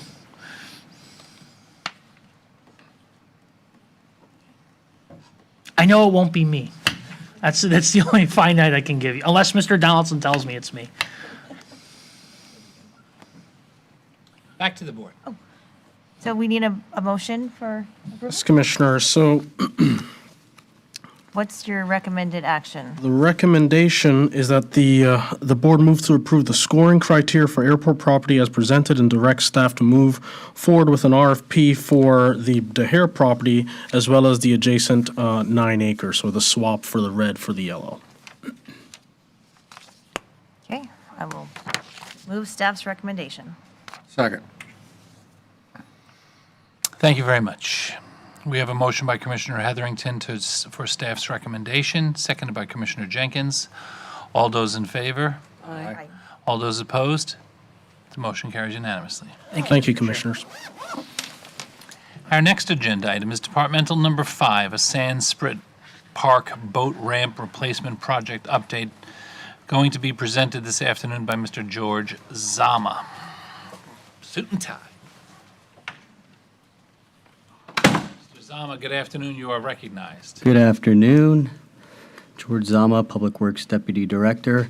We were instructed to provide an update about a month ago on the Sandspit boat ramp renovations that are underway. I'm pleased to announce that we opened the east ramp, the newly constructed east ramp, last Friday. Congratulations. So we're halfway there. I just wanted to briefly go over the project scope. I know it's been a long day, and we got the budget hearing ahead. So the staff was directed to improve this valuable infrastructure asset that we have, to improve resiliency from rising sea levels and provide extensive improvements for access and functionality for boaters and the community by implementing sustainable and resilient infrastructure. And it includes not only the actual boat ramp surfaces itself, but also the docks. Oftentimes the docks ended up flooded due to the rising tides. And we also wanted to add features that incorporated shoreline protection and ADA compliant access. So overall, the ramps are both of the east and west ramps. The peak elevation is generally going to be a half a foot higher, and the docks are, we incorporated floating docks at each of the ramps. So that will accommodate for the rising tide and sea level rises that we're starting to experience. I will say resiliency is often difficult to adapt today's conditions to future conditions. It's certainly not a one-size-fits-all. So, with for example, with adding floating docks, they need to be far enough out for the lower tide levels so they don't bottom out. Now, obviously, if we start experiencing some of these rising sea levels, it'll be more accommodating for the future. But adapting today to tomorrow is not necessarily easy, so we try to find the right balance. One other thing of note is these ramps are not a one-size-fits-all. This is arguably one of the most popular boat ramps in the county. Vessels with small to extremely large vessels, some even commercial uses at this facility. So what's unique is the east and west ramps can accommodate different size vessels accordingly. And the east ramp is more has a higher slope, and the west ramp has a softer slope, if you will. So the west ramp is historically been the patrons with larger vessels customarily utilize the west ramp, which is now closed for construction. Just the background on the funding, the design and permitting were covered by the county. The board had a strategic priority to invest in all of the boat ramps within the county. And so parks, these projects were programmed in the park CIP, so Parks and Recreation has programmed these projects. Public Works often assist parks with the design and construction and actually facilitating the projects. So the overall construction of the project is $2.4 million, and we're pleased to have partners and find they assisted with $600,000 for the project. Some of the past conditions, you could see how dilapidated some of the infrastructure was. The ramps or the docks itself often flooded, deteriorated conditions in the docks itself. The ramp reached the end of its life cycle. There was a lot of undermining of the ramps itself that caused erosion actually underneath the slabs. So, some of this major cracking you see is due to settlement and just fatigue itself in the infrastructure overall. Also, functionality. Some of the ramps are actually quite narrow.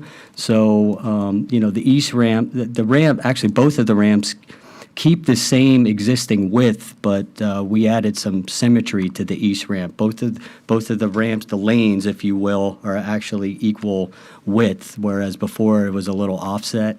The west ramp actually had a dock down the center of the ramp, creating two lanes. Now it's all one lane, one open ramp for better functionality with some of these larger vessels. The current status of the east boat ramp, I just wanted to provide some updated pictures of the floating docks that you see. They connect the gangways to fixed pier or fixed dock sections that tie into the upland side of the ramp.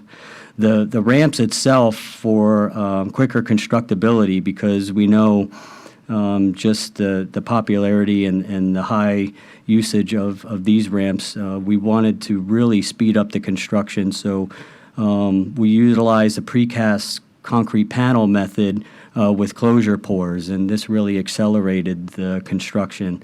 And I don't know if you could see, but we encapsulated the ramp itself with sheet piling to protect against scour, especially at the foot of the ramps itself. They're susceptible to undermining from scour. Often boats, will power load to get onto the boat trailers.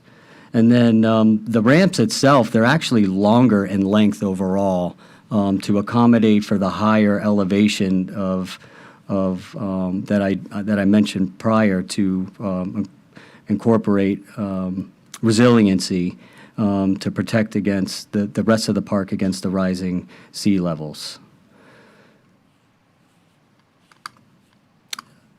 The current timeline, the construction began in May. The contract was actually executed in September of last year. The procurement of materials, of particularly the floating docks, was a 7-month lead time for fabrication and delivery. And so we had to wait for the floating docks to be fabricated before we can even mobilize.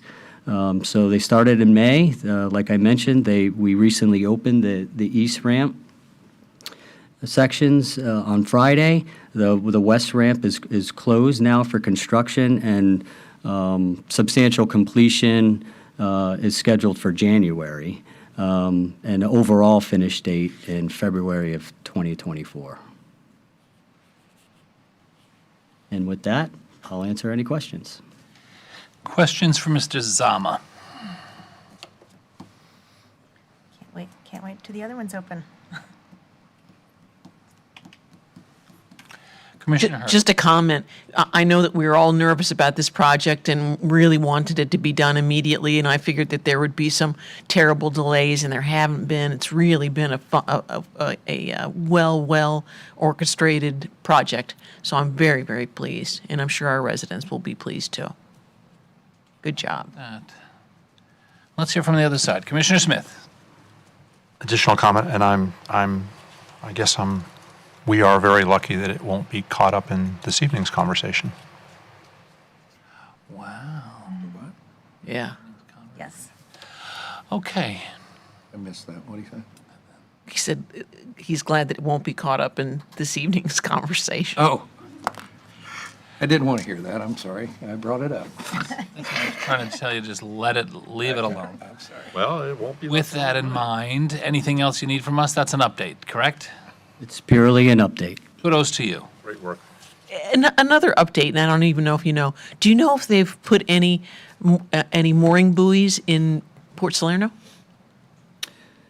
Yes, the mooring buoys are currently being installed. We cannot install all of the buoys because of some vessels that are still staged in the mooring zone. We are working with the building department and the sheriff's office for the vessel removal within our mooring zone, and we'll be installing the rest of the buoys once they're vacated. Yeah, it looked like the buoys were going in the northern part, but there were still a couple of derelict boats that needed to be removed in the south part. Correct. Yeah. And Parks is ready to start operating the facility before the end of the month. We've worked with Parks to mobilize a temporary restroom facility, and we're hooking that up as we speak. Yeah, we have lots of reservations already to use the new mooring field. Commissioner Smith. And on a positive note, to tag on to that, Jensen has been incredibly successful. We are in the black. And if you were to go on the causeway today, the reason for doing that mooring field in the first place, on the north side of the causeway, there is a sunk sailboat that is sitting out there without mooring balls, and it's causing environmental damage. And so what we have been successful in doing on the south side, that you will be the recipient of a lot of that success in Salerno, we will hopefully remedy the problem on the north side with the expansion up there as well. Because on the south side, it's been incredibly successful thus far. Commissioner Hurd. Old light. I just thought you would go. Thank you, sir. Thank you. Now, at 3:57, we have reached the end of our first portion of our agenda, with the end of departmental number 5. Mr. Dobbs, you have a request to speak form for the budget. Our budget hearing starts at 5:05. I'm hanging on to this. And with that, we will recess. Do you have something? Yes, I do. You don't have your light on. Mr. Donaldson. Yes, Mr. Chair. You have your organizational meeting is scheduled for November 21st. That date Commissioner Heatherington will not be available, and I'm suggesting that you could move that reorganization time to November 7th, where you all could be in attendance, or that's just an option for you all to consider. So, What's the first meeting in December? It wants an additional meeting. Why would I lose a meeting? Why would I lose a meeting? Why would I gain one? it's something that this engineer's mind hadn't considered. So obviously, It's the first meeting in December, the first meeting in December would be 5th? The 5th. the 5th. That works for me. Is that okay for you all? I just. I'm accommodating, Why would I want to? Just caught. What That's You get caught what I'm doing? Yes. Why would I give one up? Why would I do that? Instead of December 5th is a reorg. It's the first December reorg. It'd be my pleasure to accommodate my colleague, Commissioner Heatherington. Thank you. I appreciate, I didn't realize it was Thanksgiving week, and I unfortunately scheduled something that I now cannot get out of, so. So I'm more than, December 5th works for me. I guess that, Commissioner Smith? and usually we're pretty good at going through the calendar and looking at it. It's a really good question. Why did we even schedule a commission meeting Thanksgiving week in the first place? Boom, yeah. Tell him, Donna. On a holiday week? Hey. nice job, Donna. Thank you for covering for me.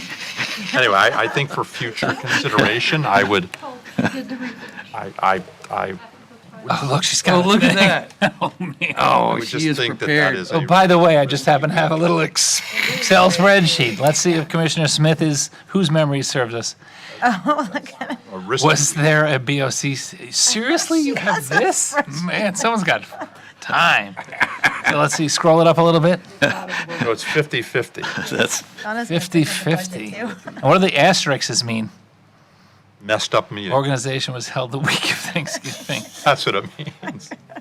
And what do they, scroll back to the top. In most cases. Was it an election year held? And the other reason why we don't typically do commission meetings on a Tuesday following a holiday weekend is because, at least in years past, sometimes presentations and people that would come in following holidays were not as crisp in preparation as they would be. And so, yes, a little more energy to get the meeting through that week as opposed to coming back to one. anyway, for the future, I don't have a problem with it being December, but I just think in the future we should maybe not think about Thanksgiving week. Yeah. Well, we can discuss that at reorg. I understand, but I'm setting the stage for that conversation. So I would move that we change the date of our reorg meeting to December 5th. Second. To accommodate our colleague. That's nice. And the chair. And sometimes it can't be avoided because of the election. Oh, she moved over.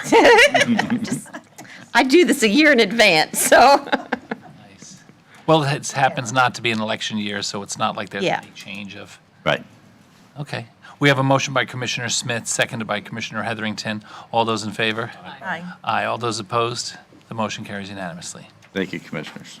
Thank you. While we're having this little brief encounter, this morning we had a presentation by Miss Casey Ingram Mullen about the fair. And one of the requests I was invited to sit in a meeting that the Fair Association had with the South Florida Water Management District for a request for about 40 acres that's adjacent to it. It was a long meeting. South Florida Water Management District, their real estate person, and one other person asked a lot of very specific questions. And I think what came from that meeting, what Ms. Mullen was saying this morning is that part of the request from South Florida Water Management District would be the utilization of fairground parking and the potential of a trailhead that then would go on to the remainder of South Florida Water Management District's property. The request has to be made by the commission, not by the Fair Association. I know that there had been some bristling back and forth, and that in the past, members of the Fair Association might have been pushing too hard on South Florida Water Management District. I think we are past that now. So I would ask my colleagues, I personally, as your representative of the district and as, if I remember correctly, voted as your representative for the moment, for the district for the moment? Yeah. Thomas Jefferson over here with the Louisiana Purchase and Manifest Destiny will eventually, District 3 will encompass most of the county. That being said, until it happens, I'm in favor of letting them shift their entire plan over a little bit. It would save them hundreds of thousands of dollars with my colleagues' agreement. Commissioner Smith. Before we do anything, and I was concerned that that's even where the conversation would go this morning, I would like to have the time to meet with staff and talk about all these nuances just to understand what all of this means, what it looks like, That's fine. I have no there's- problem with there's that. as everybody knows, there's a lot of moving parts in this thing. Yeah. And so before just opening up a blanket conversation today and saying, yeah, go ahead and do whatever you want, I would love to meet with our staff to find out That's all the the next nuance step that in the you know that process. we don't know, that, time to talk to the Water Management District. I just would like the ability to do that before making a instantaneous decision today. I completely agree that that's the next logical step in this process, but the fair is, agreed, the fair is just on hold until we move along. So that's the next step, then we're moving in the right direction. Commissioner Hurd. Yeah, we have a contract with the Fair Association, and so far they haven't met any of the conditions of that contract. So I'm not prepared to go advance 40 more acres for consideration until they comply with the requirements of their contract. And when they start, so far the county has expended funds, and we need to see compliance with the financial compliance with the terms of the contract that we both signed. Understood. I don't necessarily know if they have not met any of their criteria. I don't know if that's accurate, but again, there's a new fair manager who's the leader of this. You met her this morning. I think that if you have concerns about that, get with our legal department and our fair associate. I just want to continue the process. Their lease, when we started this, had 8 years left on it. Now it's nearly up. So, the Fair Association, the constituency of the fair, is very, very large. I think that at least we're moving the conversation forward. Commissioner Smith wants to hear more about it and liaise with the South Florida Water Management District. Commissioner Hurd needs to feel more comfortable that they are meeting their criteria. You heard them this morning say that through a series of changes, they feel like they're ready to do it. So I think with a new person at their helm, we at least owe it to them to hear them. I'm pro-fair too, but I'm also pro protecting our assets. I get you completely. Commissioner Jenkins. I agree with Commissioner Hurd and Commissioner Smith completely. I was surprised actually this morning. I was expecting her to ask for, because the way I understand the process is South Florida Water Management would dedicate that land to Martin County. Yes. Okay, so I thought that they were asking for us to at least begin that conversation or that process with South Florida Water Management so they could site plan their parking and such. Yes. So they could bring us a practical. So it's kind of a little bit of the chicken and the egg thing. So I thought and I was surprised that she didn't bring it up, that she wanted us to engage with South Florida Water Management and get some kind of memorandum of understanding with whatever conditions and such as this, if the fairgrounds in fact can meet the criteria that we've always talked about. You are. Am I correct with that? Or? You are. Oh, The good. reason she did not is I had invited her to come after our previous meetings. This was her first time presenting in front of you all. And I did not want her to, since it was not Mr. Donaldson and I had spoken that it was not an official agenda item, that you would have had an opportunity to research. I did not want her to make that request of the four of you and put you on the spot with some instant decision-making. I told her, make a presentation about where we stand at this moment. I will bring it up during commissioner comments because, Commissioner Jenkins, you're accurate. The request would have to come from us.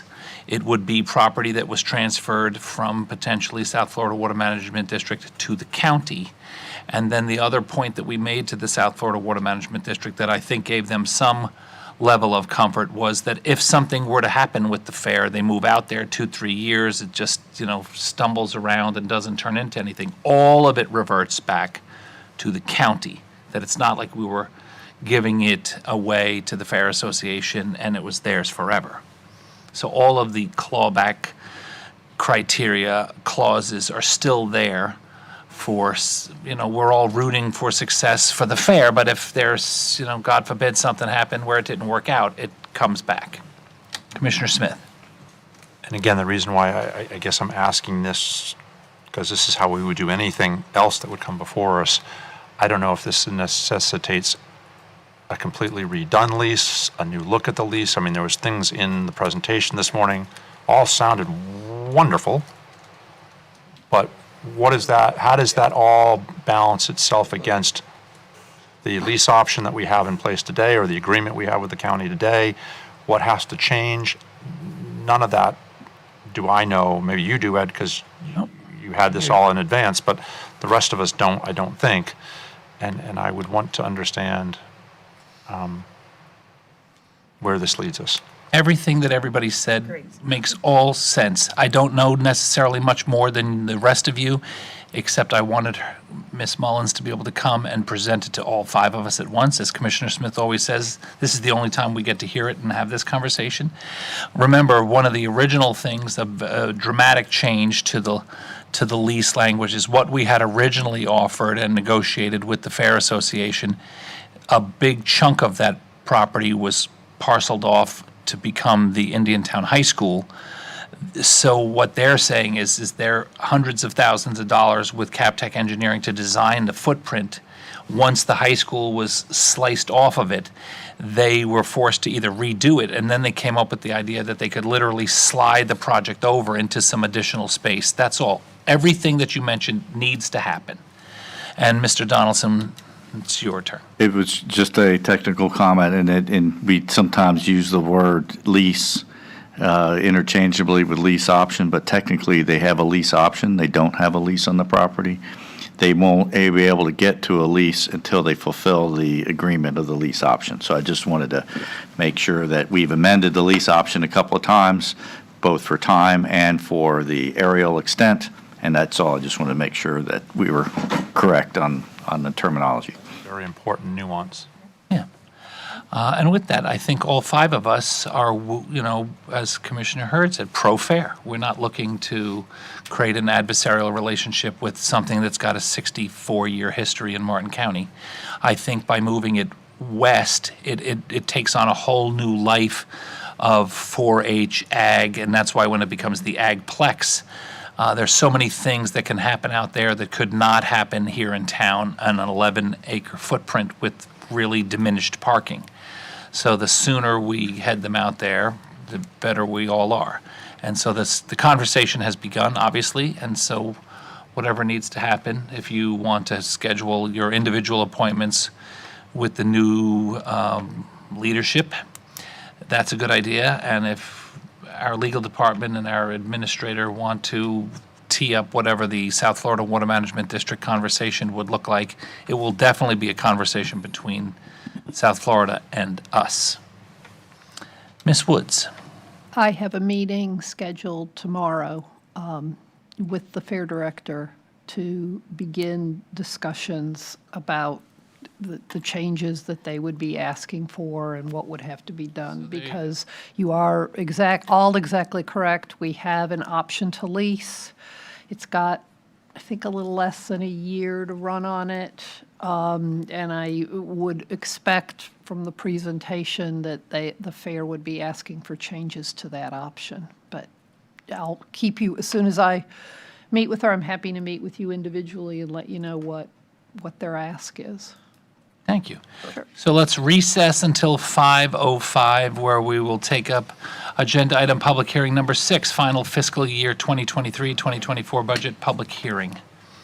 Thank you.